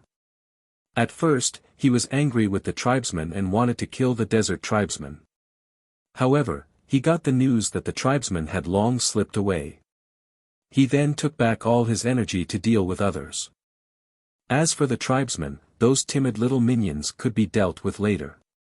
The core seed must be in the hands of Fire Hill or Rock Hill City. The Snowfield King did not know that the timid little minions in his eyes had already taken the core seed and were spying on their history. Chapter 345. Xiao Xian hid in the wine house for 4 days. In these 4 days, he also learned a lot from the 3 slaves of the wine house. The 3 people who were close to the city lord palace and had a little bit of power naturally knew more than the lower slaves. Shortly after returning from the Beast City, Snowfield City went to war with the Fire Hill City. The slaves who were chasing the tribesmen were also called back to participate in the war, but the number of defeats was relatively high. Occasionally, when they were about to win, the people of Rock Hill City stepped in and reversed the situation. Snowfield City was once again defeated. In about 20 days, the number of people in Snowfield City had been reduced by more than a third. This was only a rough estimate. The specific number would only increase. However, for the slave owners, the lives of the slaves were not lives. If they were less, they could make up for it later. The important thing was to reverse the situation now. I heard that the king's lost things have still not been found. A slave lowered his voice. It is said that the people of the Fire Hill City stole it. Maybe there are people of Rock Hill City involved in this. Hey, when will this war stop? I don't want to go to war. The slave who had been silent sighed. If this continued, the three of them would be transferred. Now the situation was getting more and more serious. Defeat after defeat made the Snowfield King lose face. His anger soared every day. Because of the Snowfield King's anger, it was not known how many slaves were killed. Every day, slaves could be seen being carried out of the palace. Just then, someone came to look for them outside. The faces of the three slaves tightened, fearing that it was an order to let them participate in the war. However, when they came back in after a while, their expressions were much more relaxed. It turned out to be wine. Ah. Scared me. Tomorrow, send the rest of the wine to the palace. No, I have to drink it quickly. After sending it away, I won't be able to drink it. If I want to drink again, I don't know when I'll have to wait. The person who had just passed the message asked them to send the rest of the wine to the palace tomorrow. The king wanted to reward the palace guards with this wine. The palace guards are good. I heard that they can eat and drink a lot of good things. It's good, but recently, a lot of people have been killed by the king. There were also many guards who died because of anger, which made the guards more or less have some other thoughts in their hearts. The Snowfield King ordered the people in the wine house to send the rest of the wine to the palace in order to appease the guards' hearts. As the three of them drank and chatted, Xiao Xian, who was hiding in the utility room, also had an idea. He had been waiting for an opportunity all this time, and this time, it was worth a try. If he missed it, who knew how long he would have to wait? Before nightfall, the three slaves put all the large and small jars of wine into 2 large wooden boxes. Because they had drunk some privately, several jars of wine were mixed with other things because the wine was not enough. Anyway, these wines were given to other slaves, so there was no need to pay much attention to them. After loading the wine, the 3 slaves went to sleep. Xiao Xian took advantage of the time when they were sleeping to add something to their room so that they could sleep more soundly. Fortunately, in order to sneak into Snowfield City, Xiao Xian had prepared a lot of desert medicinal plants along the way. When the 3 people fell asleep and made some movements, they did not respond at all. Xiao Xian went to the box of wine and took out the wine placed inside. He cut a wooden board of the utility room into a suitable size and put it in the big box of wine. He felt that it was good. The wine jars were placed on the wooden board. Xiao Xian stood in the wooden box and then steadily lifted the wooden board with the wine. This thing was nothing to Xiao Xian. It was much lighter than the stones he used to lift. He slowly lowered his body and used his hands and feet to carefully hold the wooden board with the wine jars and slowly put it down. After hiding the wooden board and the wine jars, Xiao Xian moved his fingers. The sound of the silk thread flicking was heard and the lid of the wooden box was accurately closed. Taking back the silk thread, Xiao Xian took a little rest and waited for tomorrow to come. The next day, the 3 slaves were still sleeping. Because of Xiao Xian's addition, the 3 people not only slept deeply but also woke up later than usual. So when the people carrying the wine came, the 3 slaves in the wine house were still sleeping.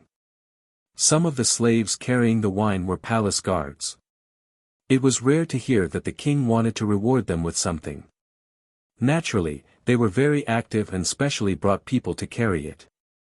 Seeing that the 3 people in the wine house were still sleeping, they kicked the door open and rudely woke the 3 people up.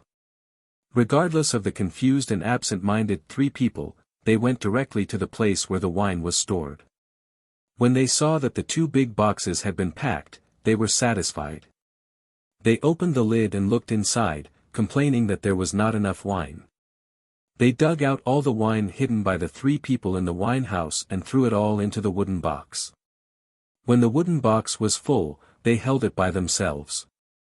When the guards took the wooden box away, Xiao Xian could not see the expressions of the 3 people in the wine house. But when he thought about it, he knew that the three people must be cursing in their hearts. It was not easy to hide a little, but it was all taken away. Because it was the palace guards who carried the wine, the guards at the gate of the palace did not check it strictly. They also talked and laughed with the people who carried the wine, discussing when the wine would be distributed. The wooden box was carried to the cargo room. Although the slaves guarding it were eager, they also knew that the reward had to be arranged by the slave owners. If they privately divided it, they would be scolded. They only secretly took 2 small bottles of wine from the box and hid them in their clothes before leaving. When the people carrying the wine left, Xiao Xian listened to the movements outside. There was no one around, so he came out of the box. It was quite difficult to quietly come out from under the box piled with wine jars. Fortunately, Xiao Xian's strength was great and he was stable. If it was replaced by a weaker person with poor balance, it would be impossible. When he came out, a bottle almost fell to the ground. Xiao Xian quickly used his foot to cushion the fall and let the bottle land safely without making a big sound. Although it did not take much time to come out of the wooden box, the difficulty factor was high. After completing it, Xiao Xian was sweating. Putting the wooden board in an inconspicuous corner, he put the bottle back into the wooden box and closed the lid. Xiao Xian waited until there were no guards outside before he slipped out. The palace in Snowfield City was larger than the one in Luoya City. Xiao Xian was not clear about the layout here. He just walked and hid, avoiding the patrolling slaves. For those places with layers of guards, Xiao Xian also temporarily avoided them. Those places should be where the slave owners were. Looking at the layout of the palace, there were basically only a few places that were heavily guarded. Other places were only guarded by a small number of slaves. They were also very loose, with low morale and no spirit. In the place with few guards, Xiao Xian looked for a small circle. He heard 2 young men and women whispering about the stone room where the notes were hidden. Xiao Xian quietly followed them. The 2 were not husband and wife, but they behaved intimately. They did not let the slaves follow them and went to the stone room where the notes were placed. Here, it should be a place similar to a bookstore. There were 3 slaves at the door of the stone room. 2 of them were relatively young, and the other was very old and blind. Second young master. The 3 people respectfully saluted. The man called the second young master waved his hand and pointed to the blind old man. You stay, the others go. The 3 slaves seemed to have known this would happen. They did not need the second young master to say more. The other 2 hurriedly left, leaving only the blind old slave to follow the man and woman into a room next to the stone room. Chapter 346. Not long after the 3 of them went in, Xiao Xian heard obscene sounds and the voice of the blind old slave reciting books. In many desert cities, some slave owners were not willing to look at the records left by their ancestors. They could not bear to memorize them, and they were told to treat them with care and not damage them. Over time, fewer and fewer people went to see the records of their ancestors. Later, a slave owner had a brainwave and arranged for his slaves to read the records. He also ordered them to memorize all the records they had read. Whenever he wanted to know something, the slaves who were responsible for memorizing it would skillfully recite it. Thus, there was a class of slaves who were responsible for memorizing. Their full responsibility was to memorize all the records for their masters. These people were like living records that the slave owners could take with them at any time. If they wanted to know something, they just had to ask. They could even beat and scold them at will. Listening to the sounds next door, Xiao Xian, who had sneaked into the stone room, thought, those 2 people are really in high spirits. They are messing around and listening to books at the same time. However, the old slave's voice did not fluctuate. It was very calm and was not affected by the 2 people. He was calmer than Xiao Xian. Xiao Xian did not know if it was because of his deep experience. Xiao Xian did not have time to think about the chaotic relationship between the slave owners.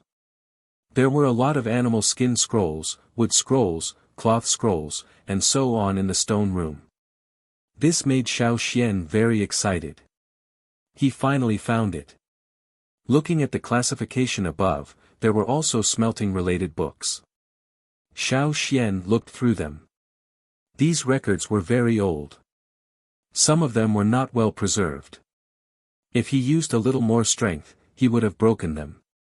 It recorded the core seed and where the ore for smelting came from. It was similar to what Xiao Xian thought. If the stone was placed around the core seed, it would change over time and become ore. The stone at different distances from the core seed would have different smelting methods because the metal obtained was different. The better the quality of the stone, the shorter the time needed and the higher the metal content. Xiao Xian looked through the smelting methods described in it. There were records of failure and success. Looking at these records, Xiao Xian felt that the ancestors of the slave owners seemed to have been exposed to smelting for a long time. It was not something they discovered and tried. In this regard, Xiao Xian had to find the origin of the slave owners, about their more ancient history. However, probably too long ago, Xiao Xian really could not find a place to put it. He looked through a lot and did not find what he wanted. At this time, the man and woman next door had finished their business and left, laughing. Xiao Xian put down the things in his hands and hid behind the stone shelf.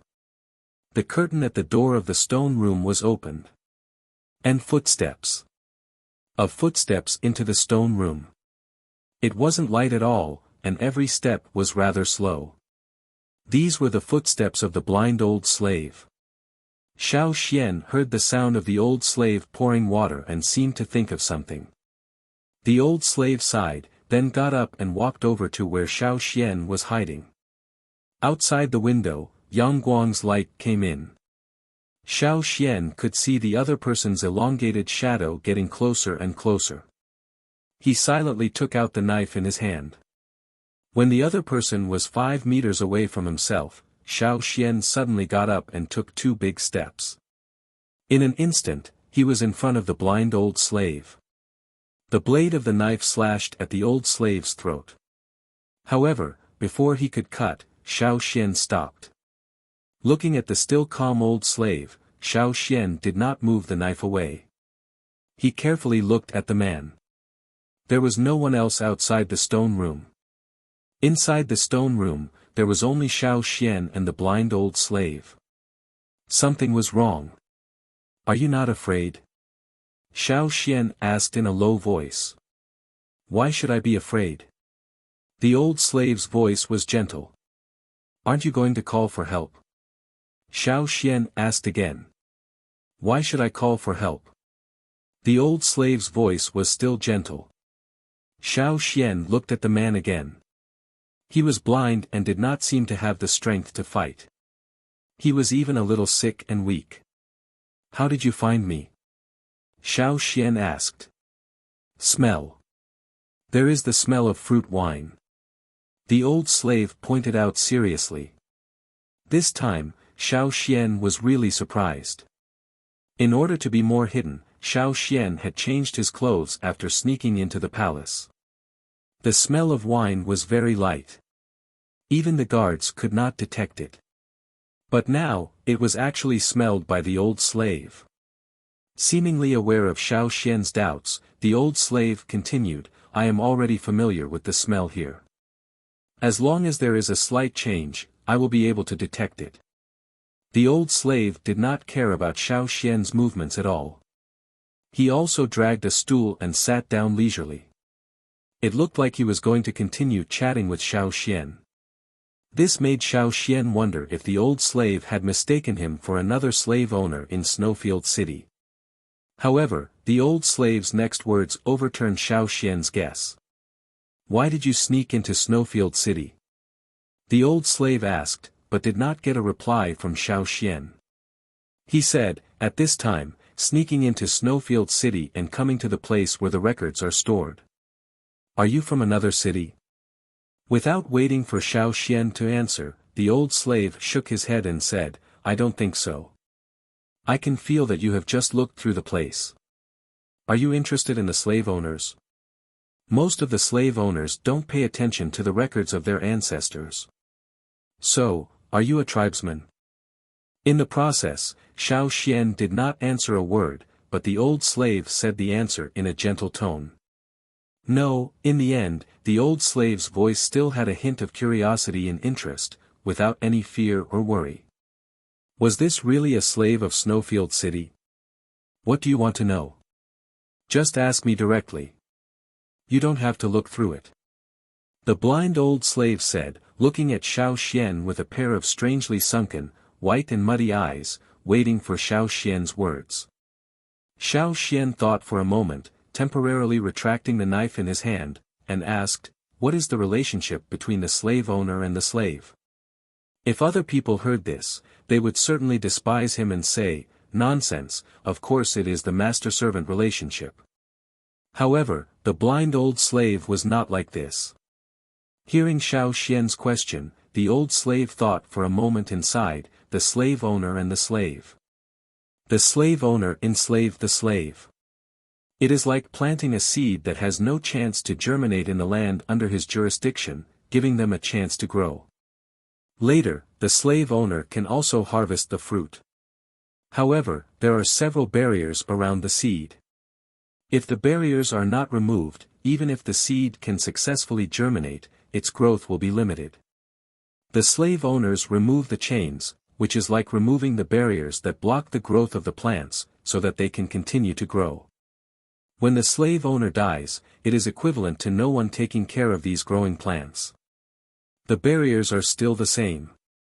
If you are lucky and a slave owner is willing to take over, the plant can be uprooted from the ground and then planted in the place under the jurisdiction of the new slave owner. The size of the plant will not change, and the extent to which it grows is still the same as before. However, there was always a problem with transplanting plants. If something went wrong during the transplanting process, such as the roots and other core areas being damaged, or if there were other abnormalities during the transplanting process, the plant would die before it could be replanted. Just as there is a certain mortality rate when a slave owner changes owners, if there is any mistake in the process of changing owners, the slave will die. Therefore, a slave changing owner is like transplanting. There is a risk in it. If you are unlucky, not only will you not have the chance to continue to grow, but you will also lose your life. As for breaking through the shackles, not every seed planted by the slave owner can break through the barriers by itself. Even if it breaks through smoothly, the situation of broken branches and leaves will appear. In serious cases, it will even affect the original power obtained.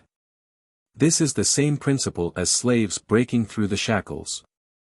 In the earliest days, the slave owners would not easily remove the chains on the slaves unless they had been slaves for generations, and they were all loyal slaves. Only then would the slave owners remove the chains for them. But later, in order to compete, fight, and war, unlocking the chains became common. Xiao Xian listened to the old slave's answer. While writing down these words, he marveled at the old slave's knowledge.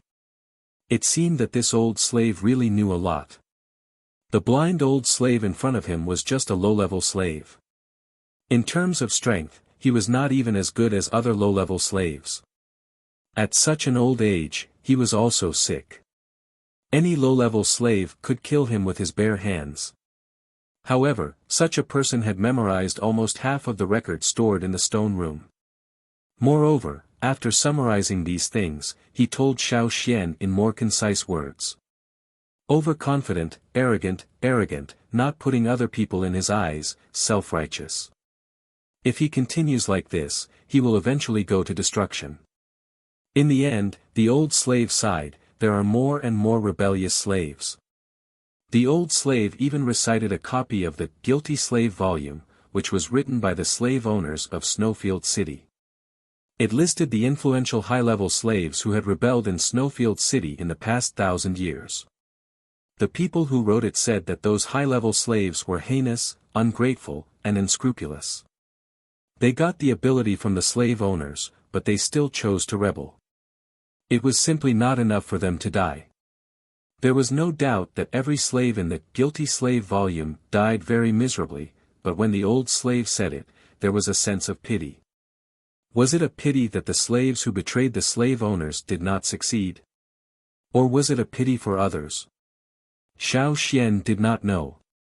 Seeing that the old slave continued to feel pity for the slaves, Xiao Xian quickly pulled the topic back. How much do you know about the tribe's fire seed? Xiao Xian asked.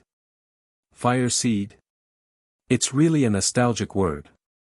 The old slave paused and seemed to recall a memory from a long time ago. I don't know much about this. I only know that the tribe's fire seed is getting weaker. You tribesmen seem to be looking for a solution. The old slave could not answer more questions about the fire seed. Xiao Xian was a little disappointed, but it was already very good that the old slave knew this. If the slave owners of Snowfield City can preserve the records left by their ancestors, maybe you can find the answer you want. Unfortunately, too much is destroyed. The old slave was very emotional. Xiao Xian's face changed. Could it be that he really wanted to go to Shishu? Knowing that Shishu had dug a pit there, he still wanted to jump in. Xiao Xian was really hesitant. Unable to get the question about the fire seed, Xiao Xian asked a question he had always wondered: where do the slave owners come from? From the sea. The old slave said. Xiao Xian. Do you think I'm an idiot? Chapter 347. From the sea. Xiao Xian could not imagine this, unless the slave owners were mermaids. However, this seemed impossible. Living in the desert for so many years, how could they be marine creatures? Even if they evolved, it would be a process. After hearing the blind old slave's answer, Xiao Xian's first reaction was that he did not believe it. His second reaction was that he still did not believe it. However, the other person's face was serious, which made Xiao Xian helpless. What does it mean to come from the sea? Xiao Xian asked. The blind old slave shook his head. I'm not very clear, but I heard some people say before that the slave owners came from there. Xiao Xian still had doubts about this. After thinking about it, he asked the old slave about the map of the desert. The map that Su Gu gave to Xiao Xian was not comprehensive. Xiao Xian hoped to see a more complete map here. After all, it was one of the 3 major cities. How could there not be a complete map? For maps, the old slave did not know much. He was blind in his early years. Many of the things that he memorized were only remembered after listening to others read them. Pictures and the like were more difficult. Although he did not remember, the old slave knew the approximate location where the map was placed. He went to the side of the stone shelf and raised his hand to mark a range. It should be in this area. You look for it. Although his eyes could not see, he clearly remembered what kind of notes were placed on which piece. Xiao Xian carefully rummaged and finally found a few animal skin rolls that looked like maps. This hasn't been touched for some years. You should be careful. The old slave said. It was indeed old enough. Even if the animal skin was carefully protected in the early stage and usually cared for, the quality of the animal skin was not excellent. With a little negligence, it could easily be damaged. The map drawn on the animal skin roll was very simple, and the scale was not good. It only marked the approximate location of the desert cities and some important places. Some of the areas painted dark on the side should be the sea. Xiao Xian memorized all of this, then put the map back. After flipping through a few more notes, Xiao Xian stopped. The blind old slave held some notes and put them in the place where Yang Guang was to dry them in the sun to prevent them from being eaten by insects or moldy. Although he could not see, it was not difficult to do such things for a long time. He could also feel where Yang Guang was. If you have nothing else to do, leave this place as soon as possible, the old slave said. Yes. Xiao Xian also did not intend to stay for a long time. Recently, there were more things in Snowfield City. Xiao Xian intended to leave later. Don't wait until sunset. After sunset, the defense in the palace will be stricter than during the day. The blind old slave said. Xiao Xian's face changed. He really intended to wait until sunset to act. He did not expect that the palace of Snowfield City would be like this. Could it be that the Snowfield King was often assassinated at night, so he strengthened the defense at night? No wonder the man and woman before came out to fool around during the day instead of at night. Good. Xiao Xian thanked the old slave and watched the old slave carefully move the notes made of different materials. Before listening to the old man's tone, he could hear that he did not have a good view of the slave owners. He even admired those historical traders. But for these notes left by the former slave owners, he cherished them very much. Thinking of this person's talent for reciting books, if it was in a more advanced peaceful era, he might be a talent for learning. What a pity. How did you lose your sight? After Xiao Xian asked this sentence, he felt that it was impolite to ask this question.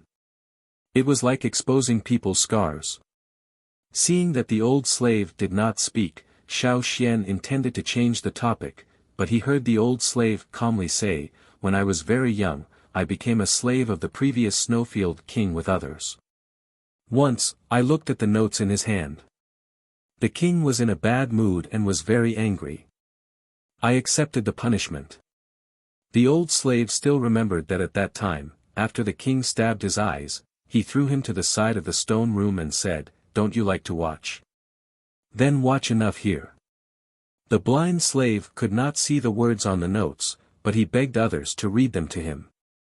He wrote down all the notes he had heard and recited them every day. Xiao Xian heard the words and sighed again, "What a pity." Before leaving, Xiao Xian also intended to leave some herbs. There were no herbs to strengthen the body, but there were still some left to treat trauma. The old slave refused. "You need it more." The old slave said. "You." Xiao Xian looked at the sick old man. If he continued like this, not to mention the pain caused by the injuries, he would not be able to persist for long. Anyway, there is not much time left. The old slave was open-minded and waved his hand. "Let's go. By the way, you have to be careful of the bailuo." "What is a bailuo?" Xiao Xian asked. "It's a desert beast domesticated by Snowfield City. It's not big and usually hides in the palace. Their sense of smell is very keen. If you are not stared at by them, you will rarely be able to escape." The old slave said. "After I sneaked into the palace, I did not encounter it." Xiao Xian said. The old slave was not clear about this. After all, his range of activities was limited to the stone room where the notes were placed. He heard other things from others. Maybe the bailuo stayed near the king's palace. The old slave said, "But you still have to be careful." "Well, I know. You can rest assured." Xiao Xian thanked him again and left the stone room. After Xiao Xian left, the old slave sat there quietly. Although he could not see, he could feel the direction of the window. At this time, he had been staring out of the window. His family had been slaves for generations. His ancestors had also become the king's guards. Until his generation, he was sent here early to guard this small stone room. He remembered an old man who used to read notes to him. Before he died, he told him that one day, the current system would be replaced by another system. During this time, he could not go out, but he could feel the changes in the palace of Snowfield City. He could speculate a lot of things based on other people's conversations. He also had an intuition that Snowfield City was in danger. He had just said to Xiao Xian that, "There is not much time left." He was not only talking about himself, but also alluding to Snowfield City. While the old slave was meditating, on the other side, Xiao Xian, who had left the stone room, quietly looked around. There were not many people around. Probably because there were no slave owners living nearby, he did not see anyone except for some routine patrols. Xiao Xian entered from the main entrance of the palace. As for the place to leave, he planned to escape from the back door or other side doors. The palace was surrounded by high and thick walls. There were people guarding inside and outside. Xiao Xian could not easily get out. He could only look at other side doors. Sneaking in, Xiao Xian suddenly had a sense of crisis of being watched. Was he exposed? He quickly looked around and fixed his eyes on one place. There was a tree there, and on one of its branches hung an oval object not much bigger than a fist. At this time, the oval thing on the branch was stretching out, the rolled-up body elongated, and the retracted wings spread out. The nose, which was almost as long as the rest of the body, unfolded and elongated, pointing straight at Xiao Xian's position. Bai Luo. Xiao Xian thought of the creatures mentioned by the blind old slave. If you are not stared at by them, you can rarely escape. This was the old slave's evaluation of the Bai Luo. Xiao Xian did not waste any more time and ran away. He wanted to kill the Bai Luo first, but he had noticed that there were other similar sites around, indicating that there were many hidden Bai Luos nearby, and they were all focused on him. The Bai Luos in the palace were not all around the king's palace. Some of them found a quiet place to sleep. Unexpectedly, they met Xiao Xian and recognized that Xiao Xian was not a native of the city. Beep, a sharp whistle-like sound was emitted from the Bai Luo's long nose. This was like a signal, and the other Bai Luos around also made a sound and flew in the direction of Xiao Xian's escape. The guards around heard the sound and all gathered in the place where the Bai Luo was, shouting, "Someone is invading." However, Xiao Xian's speed was also fast. He already knew where the nearest door was and went straight there. There were no other slave owners living around, and the king and the young masters raised several giant beasts around here. At this time, a snowfield young master was watching the slaves helping him train the giant beasts. When he heard that someone was invading, and it seemed that there was only one person, he immediately became excited. This was an opportunity to make a contribution. Go. Go and catch the intruder. The other slaves who followed felt bitter. Catching the intruder was the job of the guards. Why did you, a young master, have to get involved? But when the master went over, the slaves couldn't just stand by and watch. They could only grit their teeth and follow. Xiao Xian was like a sharp knife, splitting the encirclement in front of him. Listening to the movement behind him, he caught a glimpse of a large stone that was nearly as tall as a person. It was engraved with the words, "Beast Garden." Xiao Xian didn't care whether it was the beast garden or the human garden. He picked up the stone that was nearly as tall as a person, turned around and threw it out.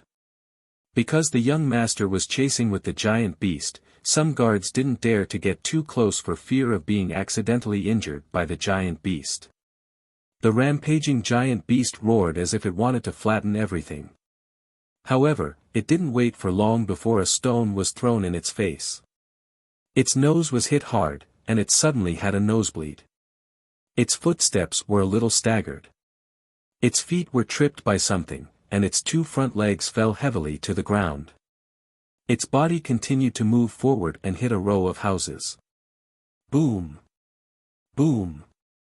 The houses here were not the reinforced walls of the Colosseum. Under the violent impact of the giant beast, they instantly fell down.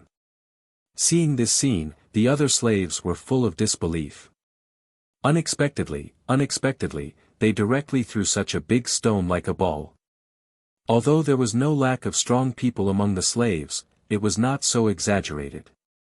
Compared with the person who just threw the stone at the giant beast, it was still a little worse. The young slave owner who fell from the giant beast didn't care about the injuries on his body. He shouted, "Tie that man up for me, I want him to be my slave." There were a lot of guards shooting arrows around, but Xiao Xian's speed was fast. Coupled with the chaos just now, he didn't wait for the guards in other places to come. He was already close to the back door of the palace. Chapter 348. Seeing the guards hurriedly close the back door, Xiao Xian didn't slow down. Instead, he sped up. If possible, Xiao Xian wanted to climb over the wall, but he couldn't. Not only was the wall high, exceeding Xiao Xian's jumping range, it was also very smooth. It was deliberate. He could use other tools to climb over, but that would slow him down.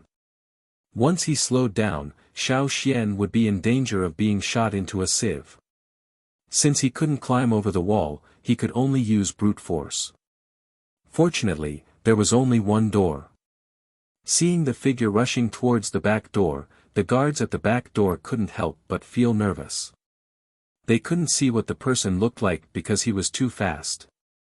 Their eyes couldn't keep up with him. They only felt that he was only one person, not a giant, but he gave them a sense of crisis and oppression, as if they were facing a giant beast. This wasn't the Colosseum, and there was only one person. There was no need to worry, no need to be afraid, it would be fine. As long as the kid came over, everyone would work together to cut him down. If the guy chose to climb over the wall, the guards on the other side of the door had already prepared their bows and arrows. They were all pointing at the top of the wall. As long as the guy climbed over, they would shoot. He was getting closer and closer. The guards' faces twitched due to excessive nervousness.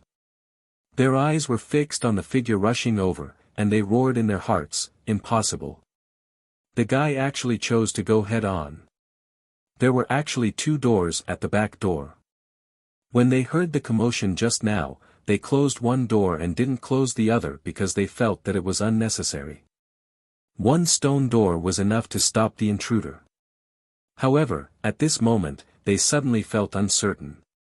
It was too late to close the second door. As Xiao Xian rushed to the back door, he also crazily mobilized the totemic power in his body. Even after reaching the limit, he still didn't stop. The accumulated power was squeezed again and again. The surging totemic power rushed to every part of his body, but it couldn't find a place to vent. It was like a volcano that was about to erupt, but was forcibly sealed. The magma in the mountain was constantly accumulating, waiting to erupt. Xiao Xian's aura also skyrocketed because of the unceasing accumulation of power and the surging blood in his body. The closer he got to the back door of the palace, the more obvious the cracks on the stone slabs on the ground became. The crunching sounds were like gears moving forward. The guards who were still guarding the door saw this scene and couldn't help but move to the side. They didn't dare to resist. At the moment of explosion, the moment he exploded, he suddenly let out a long howl. Xiao Xian. He shot straight towards the closed door in front of him like a cannonball, and threw a fierce punch. Boom! The ground seemed to vibrate and was. And the person who had made SSS had already rushed S. The guards by the door turned their necks mechanically and stared at the hole that had just been forcefully opened. They felt that this hole was like the bloody mouth of a giant beast.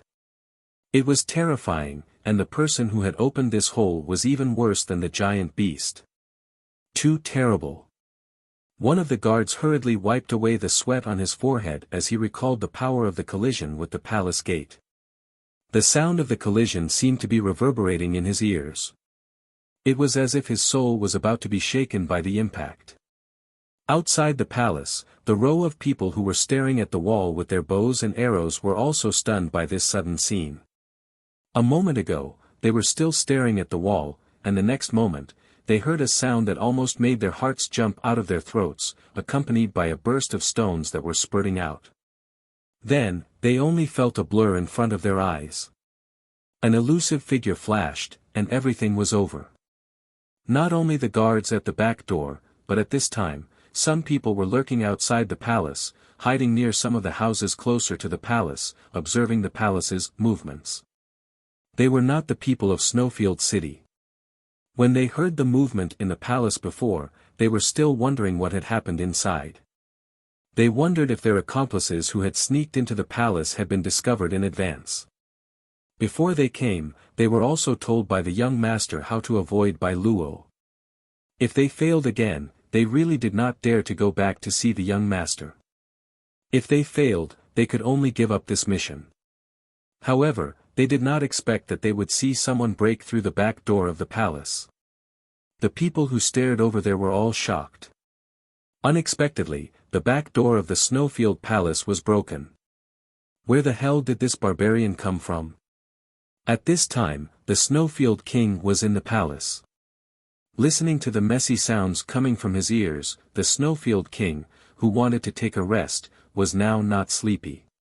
Enduring his anger, he listened to the report of his subordinates. The expression on his face became more and more terrifying.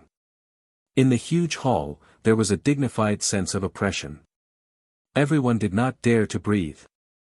The people of Snowfield City were relatively white among the desert cities.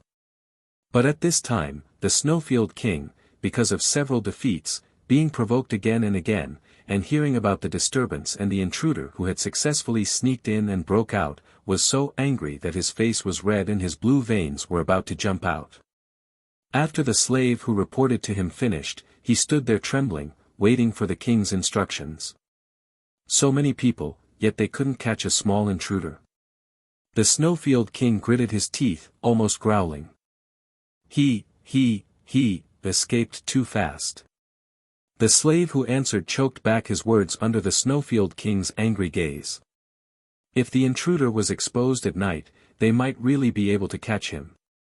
However, the guards at night had not joined in, so some places were inevitably weaker. Moreover, it was said that the intruder's strength was extraordinary, and he even directly broke through the palace gates. Kicking the person in front of him, the Snowfield King was like an angry lion, roaring out, "I want him to die." This time, the Snowfield King thought of the loss of the core seed, and his lungs were about to explode. Regardless of the person who was kicked, the Snowfield King turned to the people and said, "Jinjiawi. Take out 200 Jinjiawi. If they don't kill the intruder, they don't have to come back." The reason why they were called Jinjiawi was not because their whole body was golden, but because this team was the only one fully equipped with metal weapons. The Jinjiawi was a group of people personally trained by the Snowfield King after he came to power. There were a total of 1,000 people. 500 were transferred to the front line to fight with the people of the Fire Hill, and the remaining 500 stayed in the city. Now, the Snowfield King, for an intruder, sent 200 Jinjiawi to chase him down. Why bother? Guarding other places in the city was fine. Why chase a person who had already escaped? Wasn't it a waste? Maybe it was a trick of other cities.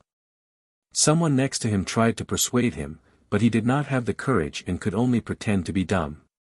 The Jinjiawi may not be ranked in the top of the Snowfield City in terms of individual combat effectiveness, but they were absolutely loyal and resolutely carried out the king's orders.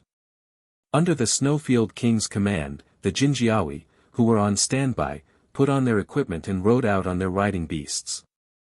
In order to accurately find the target, they took away more than 20 Bai Luo. Gulyalu, on the side of the palace, a heavy stone door that was usually closed opened. 200 people wearing metal armor, riding on their riding beasts, rushed out in a line. Jinjiawi. They actually dispatched the Jinjiawi. Who was that just now? It can make the Snowfield King send out the Jinjiawi. I don't know, I can't guess. No matter who that person is, no matter which city he comes from, he has attracted the attention of the Snowfield City anyway. He also took away a part of the Jinjiawi. We can also take advantage of this opportunity to complete the task given to us by the young master, to attack the Snowfield Palace. Some of them had already infiltrated the Snowfield Palace. When the time came, as long as there was an inside and outside cooperation, they would certainly make the Snowfield people shed a layer of skin. Once this side was in chaos, it would be impossible to provide strong support to the front line. Xiao Xian, who did not know that the Snowfield King had issued a kill order, was now only aiming to leave the city. Many people in the city only heard the movement on the side of the palace, but because this kind of thing often happened since the beginning of the war, they were curious and no longer paid attention to it. Naturally, the palace guards were busy on the side of the palace, so they did not care. Many people only saw a flash of a figure and did not see who was running in the end. Even if they went forward to stop him, they could not stop him. Either their speed could not keep up, or their strength could not win. As soon as they went up, they were hit. Xiao Xian ran, breaking through the obstacles in front of him. At this time, the city gate was not closed. It was now dusk, and other people who went out to patrol would come back one after another. No one let them close the city gate. Several guards were still talking about whether there was another assassination on the side of the palace. Suddenly, they heard a whoosh, like a gust of wind sweeping past. The speed of the person running past was like a hurricane. The wind and waves that were brought up rolled up a layer of snow on the sand, like scattering flowers behind the running person. What's going on? Just now, it seems that someone ran past. They wanted to chase, but looking at the momentum, they certainly could not catch up, so they simply did not chase. Could it be the assassin on the side of the palace? Then should we close the city gate? What's the use of closing it now? They all ran away. But if there are other assassins, won't they all be let go? The people at the city gate discussed. Finally, the leader decided to close the gate first. If there were people patrolling outside, they would open it again. However, when they closed the gate halfway, they heard the sound of footsteps. When they looked over, they were almost scared to death. Jinjiawi, it's the Jinjiawi. Hurry up, open the city gate. The leader hurriedly opened the half-closed gate again. 200 Jinjiawi, a pair of indifferent and emotionless eyes, looked straight ahead, ruthlessly strangling the people who obstructed their progress, even if these people were the people of Snowfield City. The collision of the metal and the tearing of the flesh, with a cruel and bloody aura, rushed straight forward like a meat grinder, making the slaves in Snowfield City tremble in fear and tremble. The timid ones hid in the corner of the house, as if they were thinking of some fearful memories.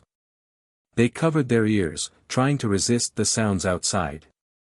The bolder ones listened to the sound of blood spraying and the stabbing of spears, guessing how many people outside did not have time to escape and were directly strangled. Chapter 349. After Xiao Xian escaped from Snowfield City, he recalled the maps he had seen in the stone room before. He did not plan to go to several cities in the desert. Now, no city was peaceful. Besides, for the tribesmen, those slave owners had never had a good attitude. Even Su Luan had other purposes. Therefore, Xiao Xian's route now did not have any contact with the city under the control of any slave owner. He wanted to stay as far away from those troubles as possible. Originally, Xiao Xian also wanted to go to the seaside. The planned route would lead to the sea closest to Snowfield City. However, when Xiao Xian noticed the people behind him, he could only put down other thoughts and escape. There were 200 Jinjiawi. If Xiao Xian wanted to deal with them, he could break them one by one. However, this group of Jinjiawi almost never acted separately. They probably knew their own shortcomings. The Jinjiawi came out as a complete whole, which made Xiao Xian unable to find the right time to start. Moreover, Xiao Xian could feel that those Jinjiawi were like death soldiers. They seemed to know no fear and kept chasing until the task was completed. If there was a way to deal with those by Luo, Xiao Xian would not have been chased by the pursuers. However, those by Luo were very smart. They never left the Jinjiawi. When they found something unusual, they would drill into the Jinjiawi team and hide. It was difficult, really difficult. Since entering the desert, Xiao Xian was chased for the first time in such a difficult situation. He escaped quickly, but those by Luo could always find him accurately. No matter if he used clothes to make dummies or applied other scents to his body, he could not get rid of the by Luo. No wonder the blind old slave said that once you were targeted by the by Luo, it would be difficult to escape. Xiao Xian couldn't think of a good solution at the moment. He could only use his advantage in speed to alleviate the current predicament. He thought that if he took this group of people to other cities, he would let them kill each other. But before Xiao Xian could lead them there, he encountered two groups of people from Shaki City and Skywheel City fighting each other. Contrary to Xiao Xian's expectations, when the three groups met, they did not continue to fight each other. Instead, the three groups joined forces to chase after Xiao Xian. This gave Xiao Xian an even bigger headache. The two teams that had been fighting energetically followed the Golden Armor Guards and gave chase. They felt that since Snowfield City could send the Jinjiawi to kill a person, that person must be very special. How special? For example, stealing some good things from Snowfield City. Everyone wanted to fish for benefits. The people of Shaki City and Skywheel City did not care about fighting with each other. They wanted to catch the person who might have the treasure before the other side, and then go back to the city to receive the reward from the king. With such a thing, Xiao Xian did not expect them to fight each other. He could only think about how to get out of this predicament. He had long left the jurisdiction of Snowfield City. There was no snow, and the temperature in the surrounding desert was very high. Xiao Xian stepped on the hot sand under his feet and came to the shadow of the sand dune to take a break. There was not much time left for him to rest. Rustle. The sand on the sand dune slid down. Xiao Xian looked at it vigilantly. He had been hiding his breath very well. Even when he was resting, he did not make any big movements.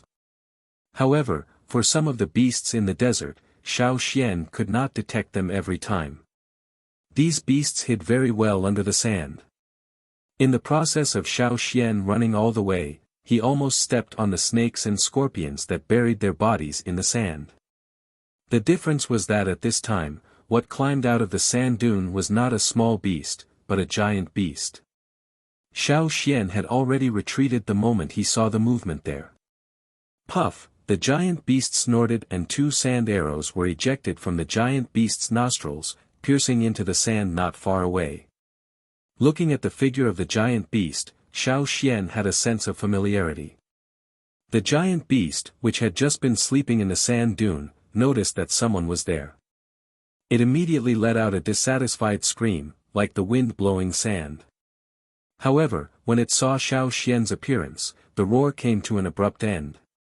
The horned lizard beast that was stuck in the middle of roaring, Xiao Xian, if it were not for the current situation, Xiao Xian really wanted to say hello to this, yo, long time no see. This giant beast was the horned lizard beast that he had seen in the Colosseum. However, at this time, there were no traces of red around its eyes. It was probably washed away by the sand. When the Colosseum was chaotic, many ownerless giant beasts ran away. Among them was the horned lizard beast that Xiao Xian confronted in the Colosseum. However, Xiao Xian did not expect to meet it here. Xiao Xian was also worried about this horned lizard beast's revenge. However, the horned lizard beast was more worried than Xiao Xian. At that time, the feeling of fear in the Colosseum was still clear in its mind. These giant beasts did not mainly remember people by looking at their appearance, but also their breath and the power fluctuations around their body. One man and one beast were in a deadlock, guarding against each other until a blue beetle drilled out of the ground, breaking the frozen atmosphere at this moment. The horned lizard beast turned and ran away. Xiao Xian, who was relieved, turned his attention to Sapphire. From the beginning of the successful enslavement, the beetle's carapace was as bright as a gem even when it pushed a dung ball. However, now, it was more embarrassed than Xiao Xian. He did not know what it encountered under the sand. Its carapace was deeply concave. If it was deeper, it would be life-threatening. Even if the current injury was not life-threatening for the time being, for this beetle, the injury was very serious. Its wings were damaged and it could no longer fly. Although they spent most of their time on the ground or under the sand, they could still fly to avoid disaster when they encountered a critical situation. But now, if this beetle encountered another desert beast, it didn't need to be that big. A slightly more ferocious beast could pose a great threat to it. Xiao Xian knew that Sapphire carried a lot of beetles, but the other beetles could not keep up with its speed and fell far behind. Xiao Xian did not know the scale of Sapphire's insect army, but he could be sure that if it was the same size as before, it could not stop the 200 Jinjiawi and the 2 teams from the other 2 cities. There was no hope. Carefully looking at the injuries on Sapphire's body, Xiao Xian did not know what to do.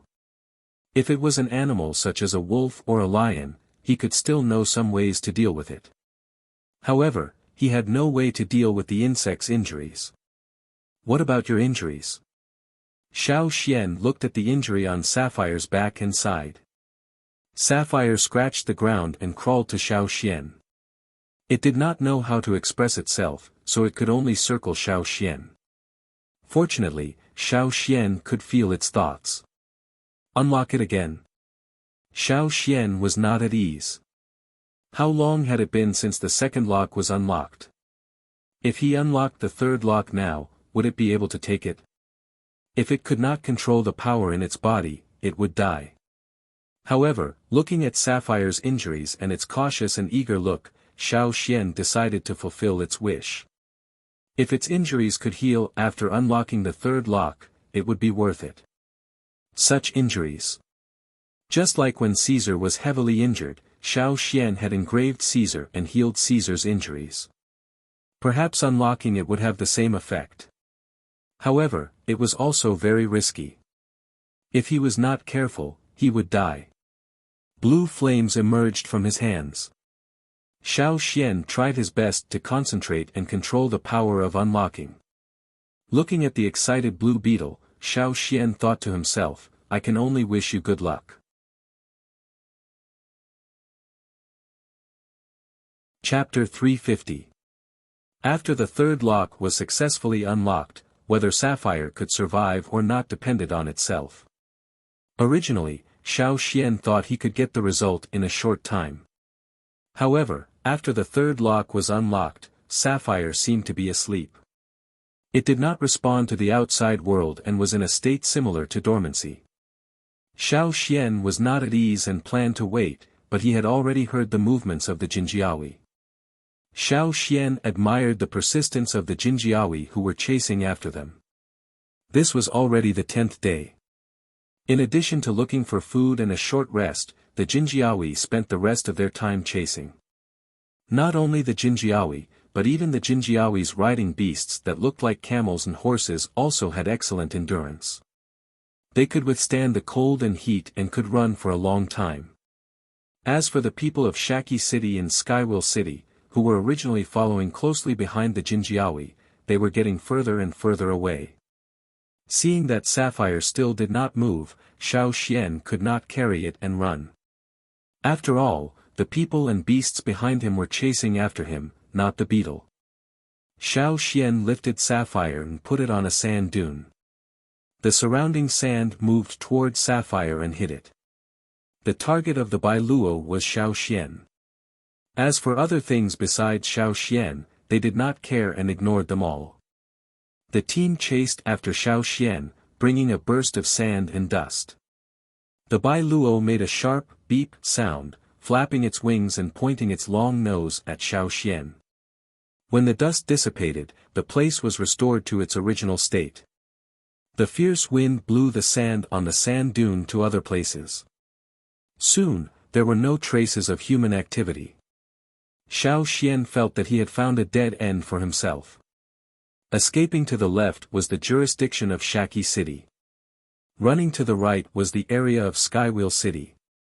Around here, he could already see some of the skywheel pillars that were not growing very well. Xiao Xian didn't know why he had run in this direction. When he came back to his senses, he realized that he had foolishly put himself in a dead end. He clearly knew that he shouldn't be careless when he was running for his life. The desert was so big that even if he led the Jinjios behind him to take a detour, he could still find an opportunity to run back and break through this situation. However, as soon as he started running, Xiao Xian felt that his consciousness was out of control, and he directly ran forward. There were birds flying in the sky. They were not wild birds in the desert, but birds domesticated by the people of Skywheel City. There were also people on the back of the birds. Although Skywheel City did not launch a fierce large-scale war with other cities and only had some small friction with Sanchi City, it was also affected by the tense situation in the desert. Every day, there would be a patrol team going out to investigate. Now, Xiao Xian encountered a patrol team from Skywheel City. On the right, there was a patrol team from Skywheel City lying in ambush. Behind him, there were Jinjios chasing after him. And in front of him, there was a cliff by the sea. It was reasonable to say that normal people should run to the left at this time, but Xiao Xian ran straight forward. In the eyes of others, he was really like a madman who was courting death. At this moment, Xiao Xian felt that his legs were not his own. He couldn't control them and rushed straight forward. His mind couldn't think of anything else until the moment he jumped. Xiao Xian suddenly woke up. Unfortunately, he had already jumped. Falling from a high place, he fell into the blue sea and sank. Xiao Xian felt as if someone was dragging him down, and he was falling. Compared to the desert outside, the surrounding seawater was much colder. From the scorching desert to the sudden contact with seawater, and the deeper he sank, the lower the temperature became. The difference in temperature made Xiao Xian shiver uncontrollably. Originally, he planned to go upstream, but found that it had little effect. The water around him was flowing. This kind of water flow made Xiao Xian's scalp tingle. He was too clear about what this water flow meant. He held his breath and stopped the movements of his hands, not daring to move. The huge figure came closer from afar. The light above the sea allowed Xiao Xian to see the stripes on its body, as well as the fangs exposed from its huge mouth. Xiao Xian couldn't even compare to the other side's teeth. There were no claws, but the fin-like limbs did not reduce the power of this giant beast. Being stared at by those eyes, the timid soul probably flew away. The other side seemed to be uninterested in Xiao Xian, such a small person. It just swam around and did not leave. What made Xiao Xian even more desperate was that after he stopped paddling, the speed of his descent became faster. Even if his ability to hold his breath was good, it was impossible to hold in the sea forever. If this continues, he won't be able to leave alive. At this time, outside the sea, on the cliff, the golden armor guards who had chased after them gathered at the edge of the cliff. They looked at the endless blue sea and did not jump down. They were not stupid, so how could they follow them down to their deaths? The riding beasts seemed to feel the pressure under the sea and uneasily stomped their hooves. After appeasing the riding beasts, the leader of the Jinjiawi led everyone to separate and watch Xiao Xian. Once he appeared, they would shoot him. Not far away, the people of Skywheel City were stunned by Xiao Xian's actions. Someone actually went straight to the cliff and jumped down from it. Was this looking for death, or was it looking for death? The giant beast in the sea seemed to be aware of the many people on the cliff. It was very unhappy about this. It rushed out of the water and turned over. With a roar, the rocks on the cliff collapsed. Even if the Jinjiawi were not afraid of death, they could not help but retreat a few steps with their riding beasts. The people of Skywheel City who were not far away were even more straightforward and directly retreated 100 meters. Living in this place, they knew very well what was below. It was an unshakable creature, far from the giant beasts in the desert. The Jinjiawi, who had been ordered by the king to die, wandered on the edge of the cliff for 2 days. They did not see Xiao Xian again, so they inferred that Xiao Xian should have been swallowed by the giant beast in the sea. This was also an indirect completion of the king's order, right? On the 3rd day, the leader of the Jinjiawi waved his hand, "Go back." The task was completed, so naturally it was time to go back. As for the people of Skywheel City who were lying in ambush, they wanted to rob the equipment of the Jinjiawi. Unfortunately, in the end, they did not have the courage. They hesitated and saw that the Jinjiawi had gone away. "Forget it, let's wait for another chance next time," a man from Skywheel City said. Their patrol team did not have enough people. The number of people was not much more than the Jinjiawi. If they really fought, they would definitely lose. "You say, the man who jumped was eaten by the giant beast, or sank?" someone asked. "Who cares, it's just a madman." The people of Skywheel City went back. This trip was peaceful, and the road back to the city was smooth. The Jinjiawi was not as lucky as the people of Skywheel City. Returning along the same road, they were blocked by a group of insects. Looking around, a large number of black beetles covered the sand. Boom! On a sand dune, the yellow sand was lifted. The blue carapace gradually revealed itself, and with the appearance of this beetle, the originally calm black tide of insects surged like waves. In Snowfield City, because some people attacked the palace a while ago, the losses were heavy. The Snowfield King, who was rarely injured, sat there with a gloomy face. He did not have a good complexion. He was also calculating the time, wondering why the Jinjiawi sent out had not come back. Chapter 351. When the Jinjiawi was sent out, the Snowfield King said, "If you don't kill him, you don't have to come back." However, he was really angry. If he did not kill them, he would not kill all the Jinjiawi that he had painstakingly trained.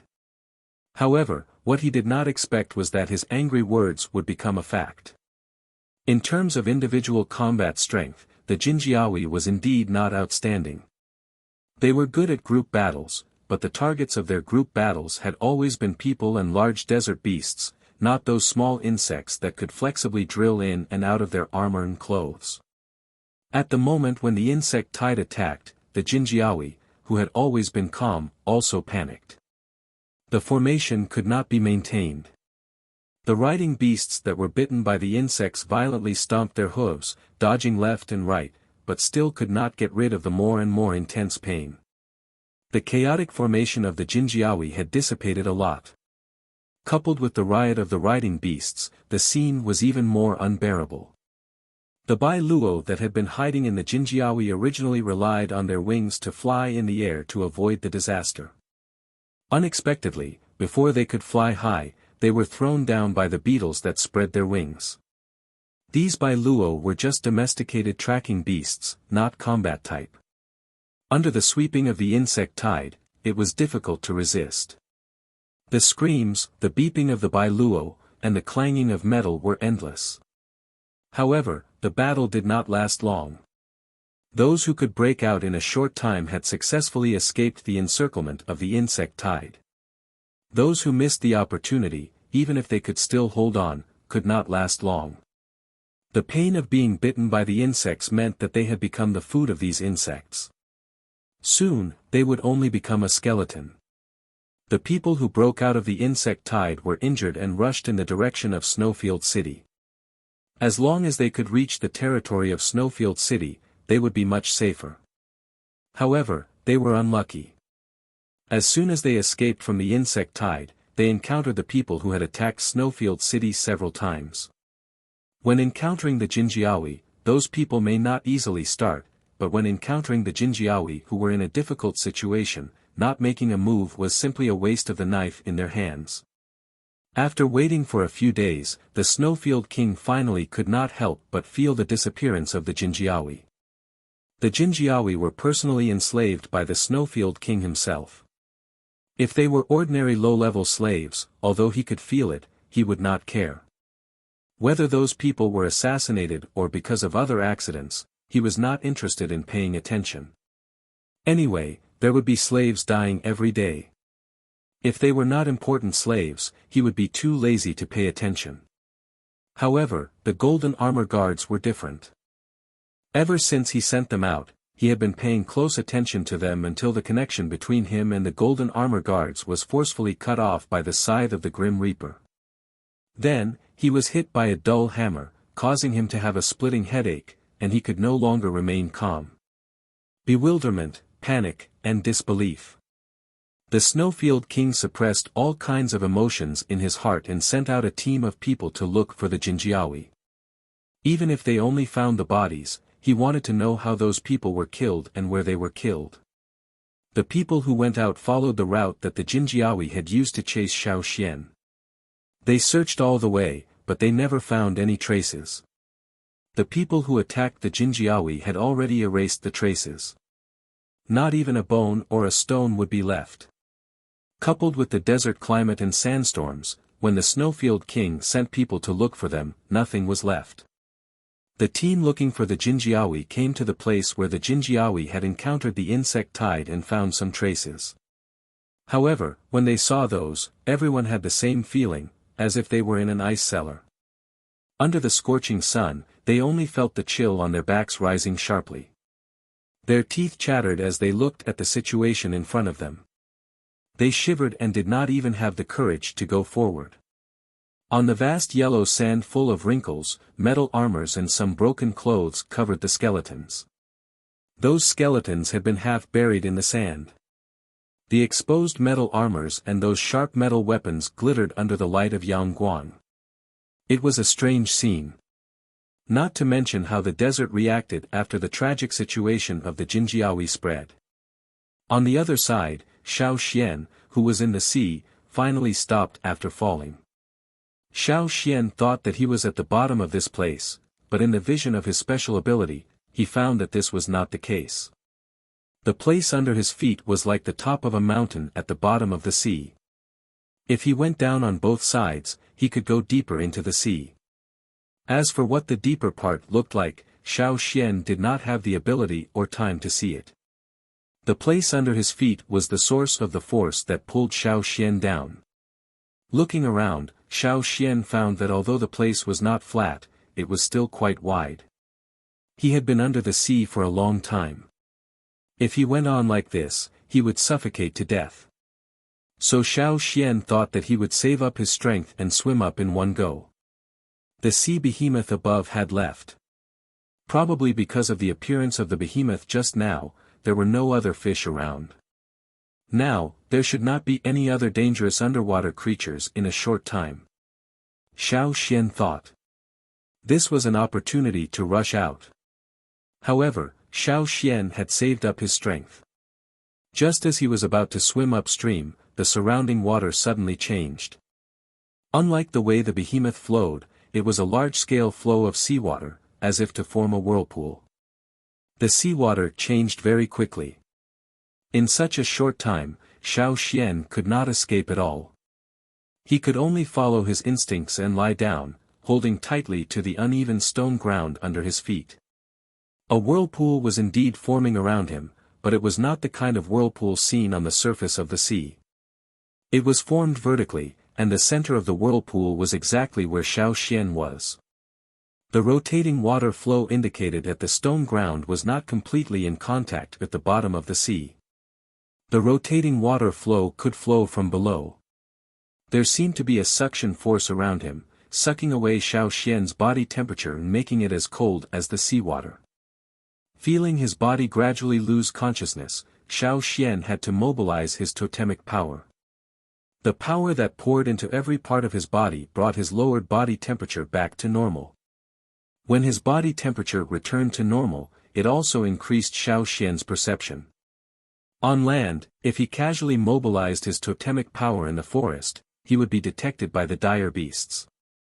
Therefore, if he wanted to hide and avoid the dire beasts, he would not easily mobilize his totemic power to the peak, unless it was the moment before a battle. Here, Xiao Xian was originally on guard against the dire beasts that sensed the totemic power and thought that their territory was being invaded. But gradually, Xiao Xian found that there were no dire beasts around. There was not even a small fish. The tearing force around him was getting stronger and stronger, and it was still rising rapidly. Xiao Xian felt that the wounds on his body that had already formed scabs had split open again. Blood splashed out from the wounds and into the sea. His whole body was under a huge tearing force. Xiao Xian felt that his bones were about to be dislocated. He could even hear the creaking sound of his bones, like wood shaking in a storm. Chapter 352. Gritting his teeth, Xiao Xian endured the dizziness caused by the lack of oxygen, as well as the pain of his bones breaking. All he could do was to hold on tightly to the uneven stone surface. He knew that if he let go, he would be pulled out by the force and become part of the whirlpool along with the seawater. If that was the case, there would be no chance of survival. It was as if a huge invisible net had formed around him, and any creature that touched this net would be caught. Under the strong tearing force around him, Xiao Xian had no time to treat the open wound.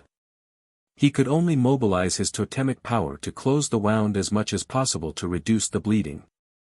If he did not have the physical strength of a senior totemic warrior, if he did not have enough strength to replenish his strength, if he did not hold on to the stone surface with enough strength, Xiao Xian would not have been able to bear it. Finally, just as Xiao Xian was about to lose consciousness, everything calmed down again. Xiao Xian only felt that his body was lighter. The pressure of the seawater disappeared, and the tearing force around him disappeared without a trace. It was as if it had never existed, and it had suddenly disappeared.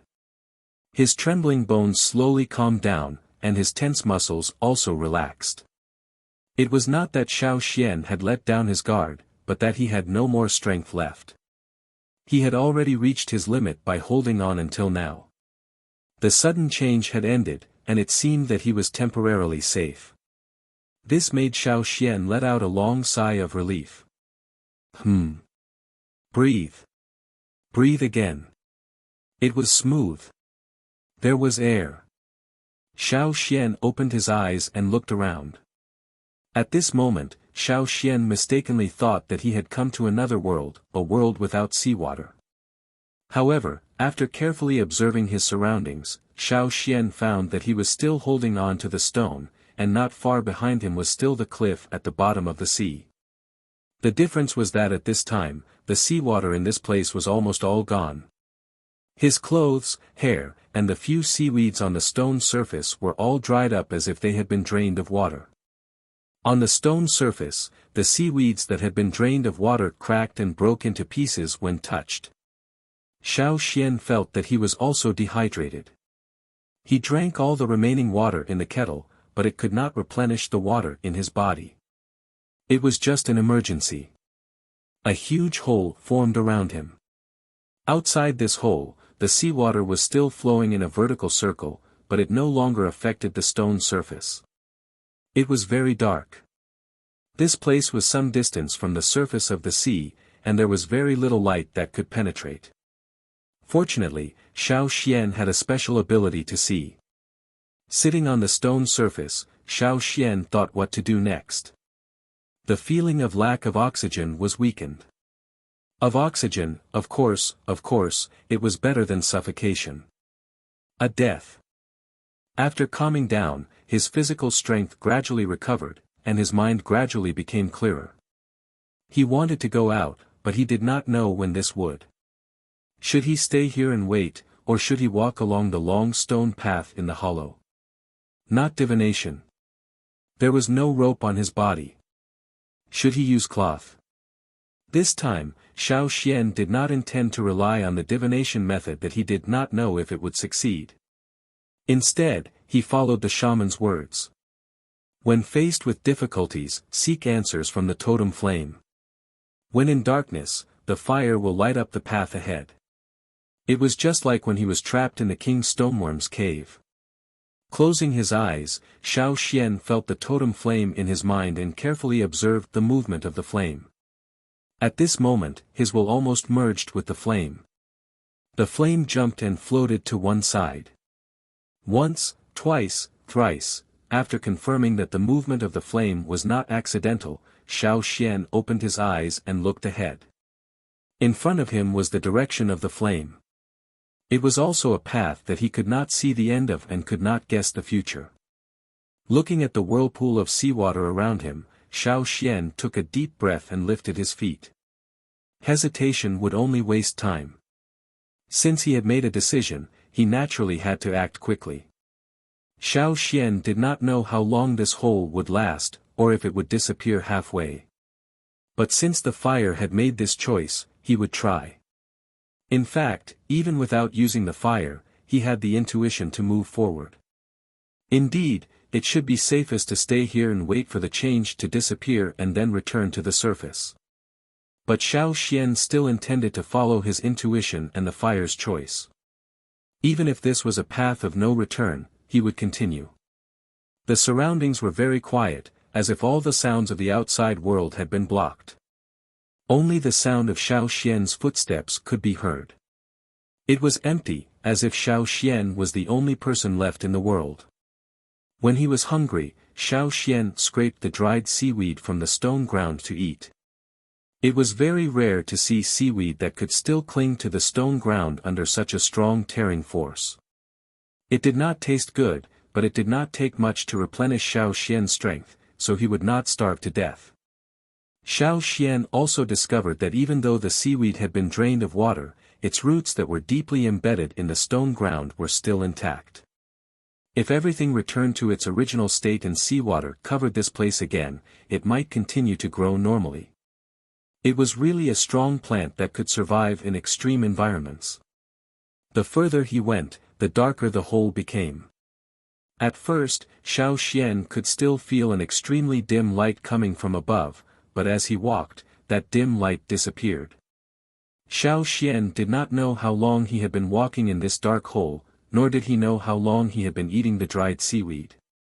Every day, except for the time spent resting and eating, he had been running forward, fearing that the hole would return to its original state in the next moment and he would be buried in the sea. This sense of pressure had been urging Xiao Xian to run faster. He also had a water source. He carried the rain stone given by Yang Sui, which could condense water. This hole was only drained of water in a short period of time, but after the hole was formed, the water on the rain stone could still form normally. Moreover, he did not know if it was because he was at the bottom of the sea and was surrounded by water, but the speed of condensing water in this stone was much faster than in the desert.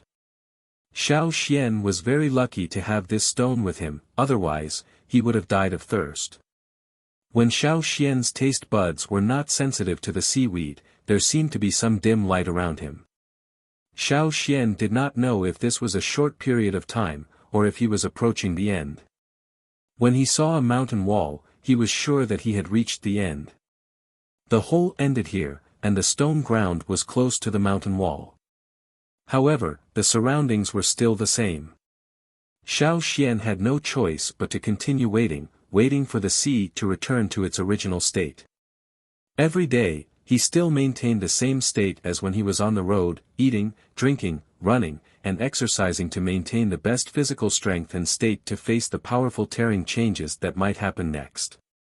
After a while, the movement of the sea finally changed. The air was pulled away in the blink of an eye, and the surrounding water vapor gradually thickened, and the powerful tearing force reappeared. Holding his breath, Xiao Xian, who was ready, calmly hugged the stone ground. When everything was over, Xiao Xian swam desperately upward. Splash, his head emerged from the sea and breathed in the air with the smell of the sea. Because he used his special vision ability most of the time in the sea, it did not take long for him to adapt to the bright world. Opening his eyes, the dazzling Yangguang made Xiao Xian fall into a trance for a moment. He even felt that he did not know what year it was. In front of him, it was not a high cliff, but a piece of land. Some columnar cacti grew on the land, and some animals that looked very similar to camels stood up and bit off the flowers from the columnar cacti. A camel chewed on a cactus flower and looked at the sea. When it saw the people on the sea, it flicked its long ears twice.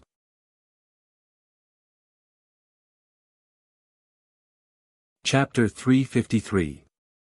Xiao Xian swam from the sea to the shore. There were no other creatures in the sea because of the changes in the sea below, but once the changes were over, more sea creatures would appear here. Xiao Xian didn't dare to take the risk.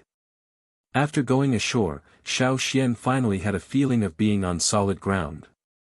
When he was in the sea, although he was stepping on the stone ground, because he was still in the sea, surrounded by seawater, he didn't have the feeling of being on land.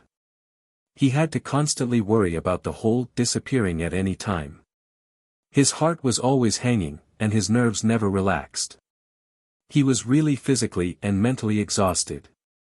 Taking a deep breath, feeling the dry sand around him and the wind mixed with the smell of the sea, Xiao Xian had a feeling of being alive again. This feeling made him want to release his voice and roar a few times. However, in such a strange place, making a sound may cause some unnecessary trouble. Therefore, Xiao Xian could only hold back. Not far from a slightly higher place, a few camel beasts were chewing cactus flowers with a look of contempt. They raised their heads slightly, but their line of sight was lower in the terrain, where Xiao Xian was located. Some of them had seen humans before, but they had never seen anyone appear in this place near the sea. They had never seen anyone here since they were born. Therefore, the appearance of Xiao Xian surprised them. However, even if this species was surprised, the expression on their faces was still the same, a despicable look. The surrounding ground was very dry. Although it was close to the sea, the scorching temperature from the surrounding sand and stone ground, as well as the sparse and withered unknown plants around, told Xiao Xian that it probably hadn't rained here for a while. Unlike the desert at the other end of the sea, this was not pure sand. It was just that because of the drought and long-term weathering, there were more fine sand and stones. In other words, it was more like a mountain, just close to the sea and not so high. Perhaps a long, long time ago, the sea level was not as high as it was now, and the long stone belt connecting the two ends of the sea under the sea was exposed to the water. In the stone room where the notes were stored in Snowfield City, the blind old slave had said that the slave owners came from the sea. They might have passed through the narrow stone zone from here.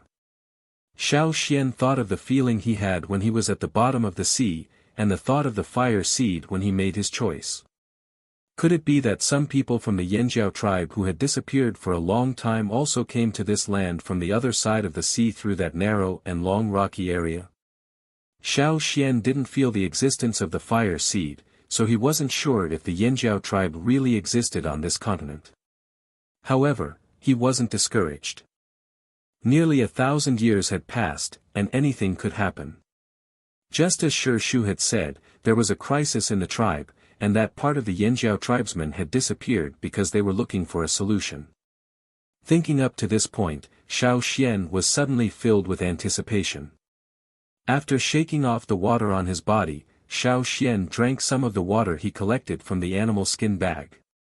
His water bottle had broken when he was at the bottom of the sea, so he could only use the animal skin bag with rain stones as a water bag. The skin of the fierce beast was strong enough. Although the bag had been used to store other things, in order to survive, he didn't care too much. It was a good time to relax. Without the pressure of the sea, every cell in his body seemed to have a carefree atmosphere. His physical strength was rapidly recovering, and Xiao Xian swung his arms and walked along the sand and stones. He didn't go far immediately. For the time being, he didn't detect the existence of other threatening beasts, but if he walked for a while on land, it might not be the case. What he needed now was to quickly replenish his physical strength, not to find a beast to duel. Speaking of which, after being a vegetarian for so long, as a Yanjiao who had always been a carnivore, Xiao Xian felt his teeth itch. Looking at the several camel beasts that were looking at him from a higher place, Xiao Xian couldn't help but imagine them all as roasted whole camels. Xiao Xian still wanted to wait until his physical strength was fully recovered before dealing with the camel beasts. Unexpectedly, the other party was quite alert. It seemed to be aware of Xiao Xian's intention. It raised its head and turned its neck, turned around, and left. It didn't give Xiao Xian any extra glances. Xiao Xian, seeing the camel beasts leave, Xiao Xian didn't chase after them. Instead, he waited until his physical strength was almost recovered and he had enough ability to protect himself before moving. It was really dry here. As he walked forward, the surrounding plants were mostly column-shaped cacti. Some of the flowers on the cacti pillars were eaten by the camel beasts just now. Even though they were animals that were good at living in dry areas, they still needed to replenish their water supply. If they didn't see any fresh water and didn't want to lick the seawater, they could only nibble on the flowers. The flowers on the cacti could provide them with the water they needed to survive temporarily. As he walked forward, there were more and more column-shaped cacti around him. They were also much taller. Even if there were flowers on the cacti, the camel beasts wouldn't be able to eat them. The surroundings were very dry, and there were obvious cracks in many places on the ground. The surrounding heat waves seemed to want to drain all the water from the ground, constantly scraping. However, it didn't take long for Xiao Xian to feel the changes in his surroundings. The wind blowing from the sea was cool, completely different from the heat waves on the ground. The changes in the surroundings cooled the warm and humid air flow over the land, and soon formed a white fog. Standing at a high place, Xiao Xian could see some white fog clouds near the coast. The wind from the sea blew the white fog towards the land. It was as if there was fog around him, and soon, more and more white fog shrouded him. When Xiao Xian breathed, he could feel the obvious increase in the water vapor in the air. On the plants growing around him, water droplets condensed from the fog gradually appeared on the branches and leaves. On the cactus pillars, water droplets gradually condensed on the slender thorns, growing from small to large, sparkling and translucent. Xiao Xian even saw plants like lichens attached to some cacti. When the fog appeared, they would absorb the water vapor in the white fog like a sponge. The fact that such plants could survive meant that white fog often appeared in this place. It was no wonder that although the surroundings were dry, there were still some plants, unlike the barren desert on the other side of the sea. There were more and more animals moving around, and the water allowed life to continue. Living in such a place, every animal knew how to use the natural environment to survive better. Small flying birds came over one after another, landing from the air and resting on the cactus pillars, drinking the dew condensed on the cactus thorns. In a place where there was little rain but a lot of fog, the dew brought by the fog was almost a life-saving resource for all the animals living around. Because there were many animals moving around, Xiao Xian was on guard, but found that there were mostly small animals here, and most of them were not a threat to him. As for large beasts, Xiao Xian hadn't seen them yet. Xiao Xian also collected some dew. He couldn't always rely on the rain stone. In the sea, the rain stone's ability to condense water was very strong, but on the shore, the surrounding was still dry, so the efficiency was low. So, when there was an opportunity to collect water, Xiao Xian naturally wouldn't let it go.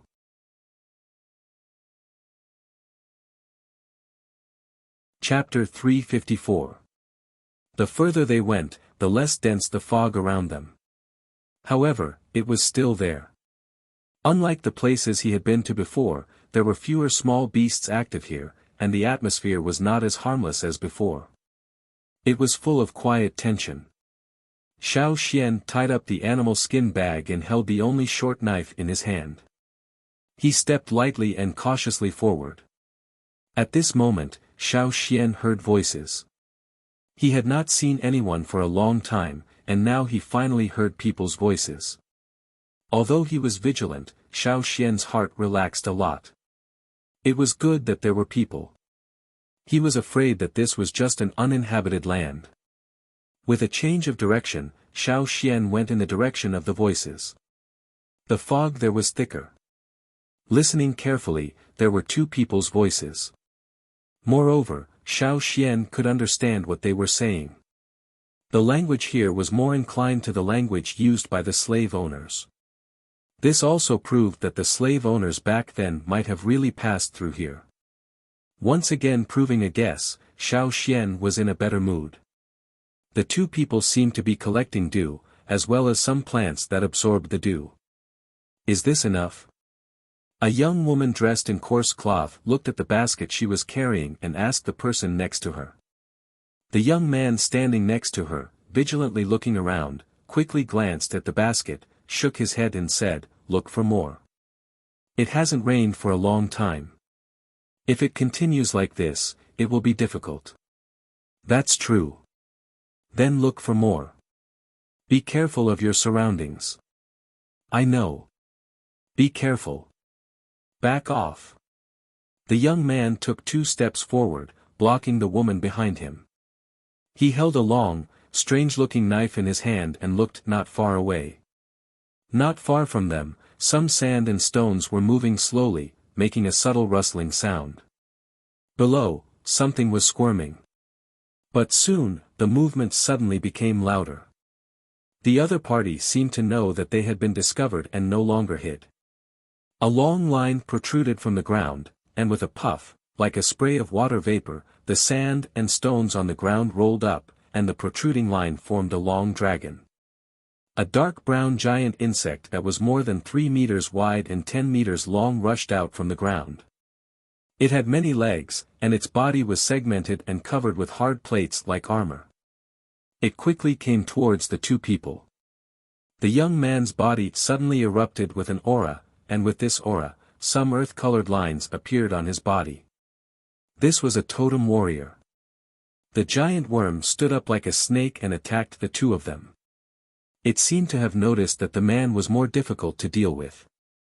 After 2 unsuccessful attacks, it changed its target and went around the young man. It bared its fangs and attacked the woman who was holding the basket tightly. Although the young woman was a little weaker in terms of combat power, she was also good at running away. If she didn't have the ability to run for her life, it would be impossible for her to survive here. However, under the giant insect's attack, she was very embarrassed. There was a lot of fog around, and the ground was not flat, which reduced her speed. If she slipped, her speed would be greatly reduced, and it would affect her escape.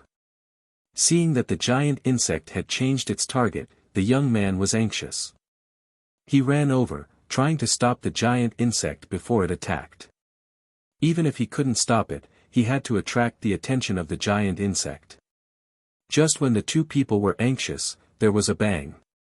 The giant insect that was about to attack the young woman was suddenly hit by a big stone. Probably not expecting to be attacked like this, the giant insect was stunned and didn't know what was going on. Before it could recover, another rock came crashing down. This time, the force was stronger, fiercer, and more accurate. It directly hit its 2 open fangs, causing it to almost fall over. When the giant insect stabilized. Crack! A tooth fell from the giant insect's mouth. The other tooth of the giant insect wasn't so bad, but it was still hurt. Even if its body was hard, it couldn't withstand one big stone after another, not to mention that it lost a tooth. How could it continue like this? There was no sound, but the giant insect's actions showed that it was angry. No one would be able to remain calm if a tooth was smashed off while hunting. Abandoning its original prey, the giant insect turned to look for the source of the stone. It had already sensed the location of the person who threw the stone. The vision of the average person was limited in this kind of fog, but the giant insect was different. It could even accurately find prey within a few hundred meters in the thicker fog. The furious giant insect rushed in the direction of Xiao Xian.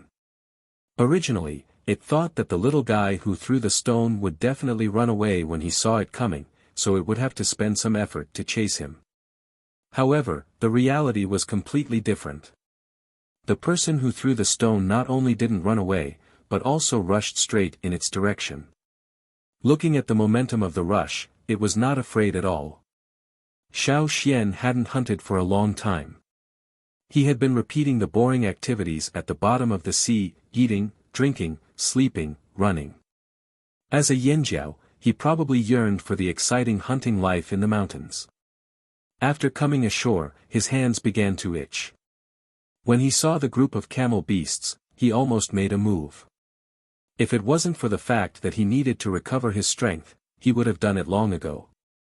Now that he saw the scene in front of him, of course he had to make a move. The totemic power in his body exploded. At this moment, Xiao Xian could even hear the powerful beating of his heart, like the beating of war drums before a battle, encouraging him. His blood was surging, and every part of his body was filled with a sense of impatience. How long had it been since he felt this way? After a long silence, Xiao Xian once again found the carefree and hot-blooded feeling he had when he was hunting in the mountains with the same tribesmen. His strength, unwilling to be silent, became fierce, like the waves of the sea, as if it was going to sweep everything away. Every step he took on the ground made a roaring sound, like a heavy beast's paw slapping the ground. Compared to the two people before, Xiao Xian at this moment was more like a fierce beast living in the mountains. It was refreshing to stretch out with full strength, then retract, then suddenly explode in the next moment. Just as the giant worm stood up and was about to attack, Xiao Xian stomped on the ground. The sand and stones under his feet exploded, and the air was blown into the air by this stomp. Much of the fog was dispersed. The tyrannical force propelled his body forward, and Xiao Xian rushed towards the giant worm like a cannonball. He broke through the fog and kicked the giant worm's throat. That was where the giant worm's fangs and two long forelimbs could not reach. The giant worm had actually felt Xiao Xian's aura before it attacked, and hesitated. But it was too late to do anything now. Retreat? There was no way to retreat. Even if it felt that something was wrong, what could it do? Xiao Xian's kick was faster than the giant worm's, and it had no time to react. Bang! The sound of the collision was like a huge hammer hitting a mountain rock, and it sounded in this world shrouded in white fog.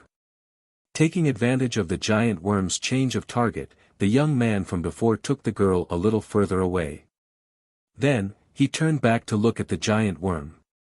At first, he was still thinking about who had come to help them so that he could immediately return to fight with the other party. However, when he turned his head, he saw the clear body of the worm flying out of the fog with a loud bang that made their hearts skip a beat. Flying, the eyelids of the two young men twitched at the same time, and they even had the urge to rub their eyes to see if it was an illusion brought on by the fog. After landing, the long body of the worm rolled a few times on the sand and stones, knocking down a few cacti. There were sounds of hard chunks falling around them, and one of them fell by the young man's feet. He looked at it and saw that it was the shell of the giant worm's scales that had fallen off. There was still some worm skin stuck on the inside of the shell, and the shell was used to protect the worm's body like armor, but a few pieces had been kicked off. This. The young man swallowed his saliva. Who the hell is this? Holding the saber in his hand, the young man thought to himself, even if I used the saber in my hand to chop it, it would be difficult to even leave a deep mark on the shell, let alone break the shell. The other party actually managed to kick the shell off. Hiss, from the looks of it, the worm's belly was kicked upside down. After being kicked, the giant worm that was rolling on the ground felt that Xiao Xian's momentum was still rising. Seeing that Xiao Xian didn't seem to be satisfied with the kick and wanted to do it again, it didn't care about the pain and quickly crawled into the ground. For a short time, it couldn't eat because of its throat injury, and the other injuries on its body also needed time to heal. In any case, it didn't plan to come out for a while. No, it would even leave this place and avoid it. When the giant worm left, the two young men who came out to collect dew nervously looked at the figure in the fog walking towards them. Although they were very grateful for the other party's rescue, they couldn't remain calm after seeing the scene just now. They were so nervous that their foreheads were sweating.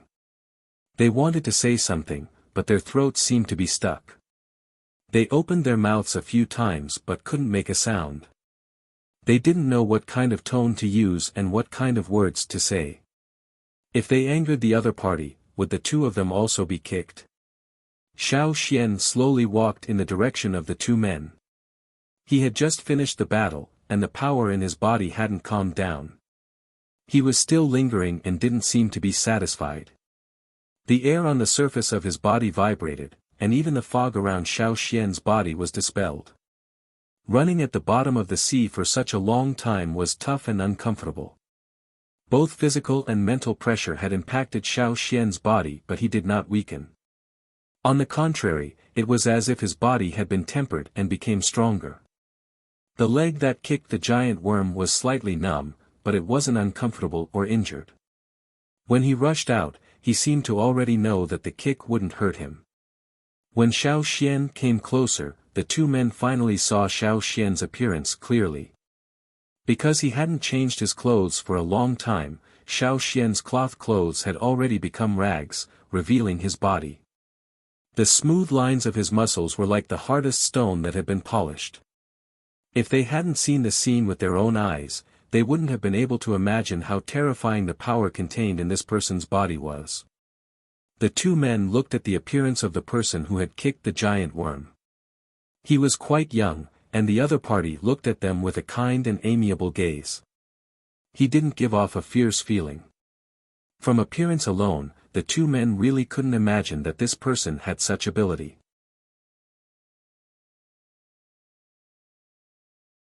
Chapter 355. Seeing that the other two had been silent, Xiao Xian took the lead to break the silence. "Hello." Xiao Xian smiled at the two in a friendly manner. The barbaric and ferocious momentum of kicking the giant insect had disappeared without a trace. With Xiao Xian's words, the atmosphere eased a lot, and the tension of the young man and woman suddenly relaxed. "Hello. Hello." Although the atmosphere eased, the young man still stuttered when he opened his mouth. He was still nervous facing Xiao Xian, but thinking that Xiao Xian had just helped them, he also showed a smile. "Thank you for just now. We are from the Maka tribe. My name is Wanfu, and her name is Shuerui." According to Wanfu's introduction, the two of them were husband and wife. They were married not long ago. The tribe was some distance from here, but not too far. After all, there were not many tribes in this remote and arid place. Their Maka tribe was already the closest to here. Because it had not rained for a long time, the two did not store water at home. Their family had difficulty living, so they came here to look for opportunities. They did not know when the fog would appear, but in order to wait for the fog to come, in order to collect water, they were willing to continue to wait. Fortunately, their luck was good this time. In less than 2 days, they encountered the fog. They came to a place where the fog was thicker to collect some moist edible plants, and also collected some water to bring back. "By the way, which tribe are you from?" After introducing themselves, Wanfu asked Xiao Xian. "My name is Xiao Xian. As for my tribe, I don't know where it is located on this land, because I was born and raised outside and have never seen a tribe. My parents and ancestors were born and raised outside." Xiao Xian was right. He was indeed born in a place outside this land. If there was another part of the Yanjiao people on this land, he did not know where the tribe was and had never seen anyone else. Hearing Xiao Xian say so, the expression of the two people looking at Xiao Xian suddenly changed, summed up in one word: pitiful. Xiao Xian, at first, Xiao Xian was still wondering how much of this lame story would convince the two of them. If he said this on the other side of the sea, people who heard this would definitely think that it was nonsense. Living outside and never seeing other people in the tribe, weren't they just wanderers? How could wanderers be so powerful? How could a wanderer suddenly become a senior totem warrior? It was better to find a better excuse. However, in this place, the two young men really believed Xiao Xian's words and did not doubt him at all. Xiao Xian couldn't help but feel puzzled. The two of them weren't stupid. At the very least, they were still on guard. However, they didn't doubt Xiao Xian's words. In other words, the situation here might be different from that on the other side of the sea. When Xiao Xian looked at the totem patterns on the young warrior's body, he noticed that the totem patterns on the young warrior's body were brighter. Even though they were only the grayish-yellow color of sand, they didn't appear dull. Instead, they gave off a sense of vitality. This was different from the totem patterns on the vast majority of totem warriors that Xiao Xian had seen before. In the Yanjiao tribe, except for Xiao Xian, when other people used their totem power, the totem patterns on their bodies were also dark. There were many strange places. Have you heard of Yanjiao? Xiao Xian carefully observed the reaction of the two. This was a new place. If there were Yanjiao people here, he didn't know what kind of attitude other people would have towards the Yanjiao tribe. When Xiao Xian went from the other side of the river to the other side to look for the old land, he had always been high profile and didn't hide anything. Because he was high profile, the shaman let him spread the name of Yanjiao. Xiao Xian naturally wouldn't restrain himself. But here, Xiao Xian had to be cautious. There were too many strange places. Wanfu and Shuri were still a little confused about the word Yanjiao. The word was unfamiliar to them. Is Yanjiao the tribe of your ancestors? Or is it something else? Wanfu asked. Seeing that the reaction of the two people was not defensive and hostile, Xiao Xian nodded and said, yes. Thinking about it, Wanfu scratched his head and apologized to Xiao Xian, I seem to have heard of it, but I can't remember. Then forget it, I'll look for it later. Xiao Xian was slightly disappointed. Wanfu and Shuri saw Xiao Xian like this, and their hearts once again lamented, poor man. For this young man who had helped her and had a poor life, Shuri couldn't help but sympathize, pulling the corner of Wanfu's clothes. Wanfu knew what Shuri meant, and he himself had the same idea, so he said to Xiao Xian, do you have any arrangements now? Why don't we go back to the Maka tribe together? We also want to thank you. Xiao Xian thought for a moment, well, then I'll bother you. He really needed a place to get to know this strange continent well, inquire more information, and get a complete set of clothes to wear. With Xiao Xian following, Wanfu and Shuri were much more relaxed. Knowing that Xiao Xian was strong, they were not too worried. There were not many threatening giant beasts here. Most of the time, they could solve it by themselves. Otherwise, they would not dare to come here with just two people. Encountering a giant insect was just bad luck. After chatting a lot with Xiao Xian, Wanfu also let go of some things and said a lot. We came out with the rest of the tribe.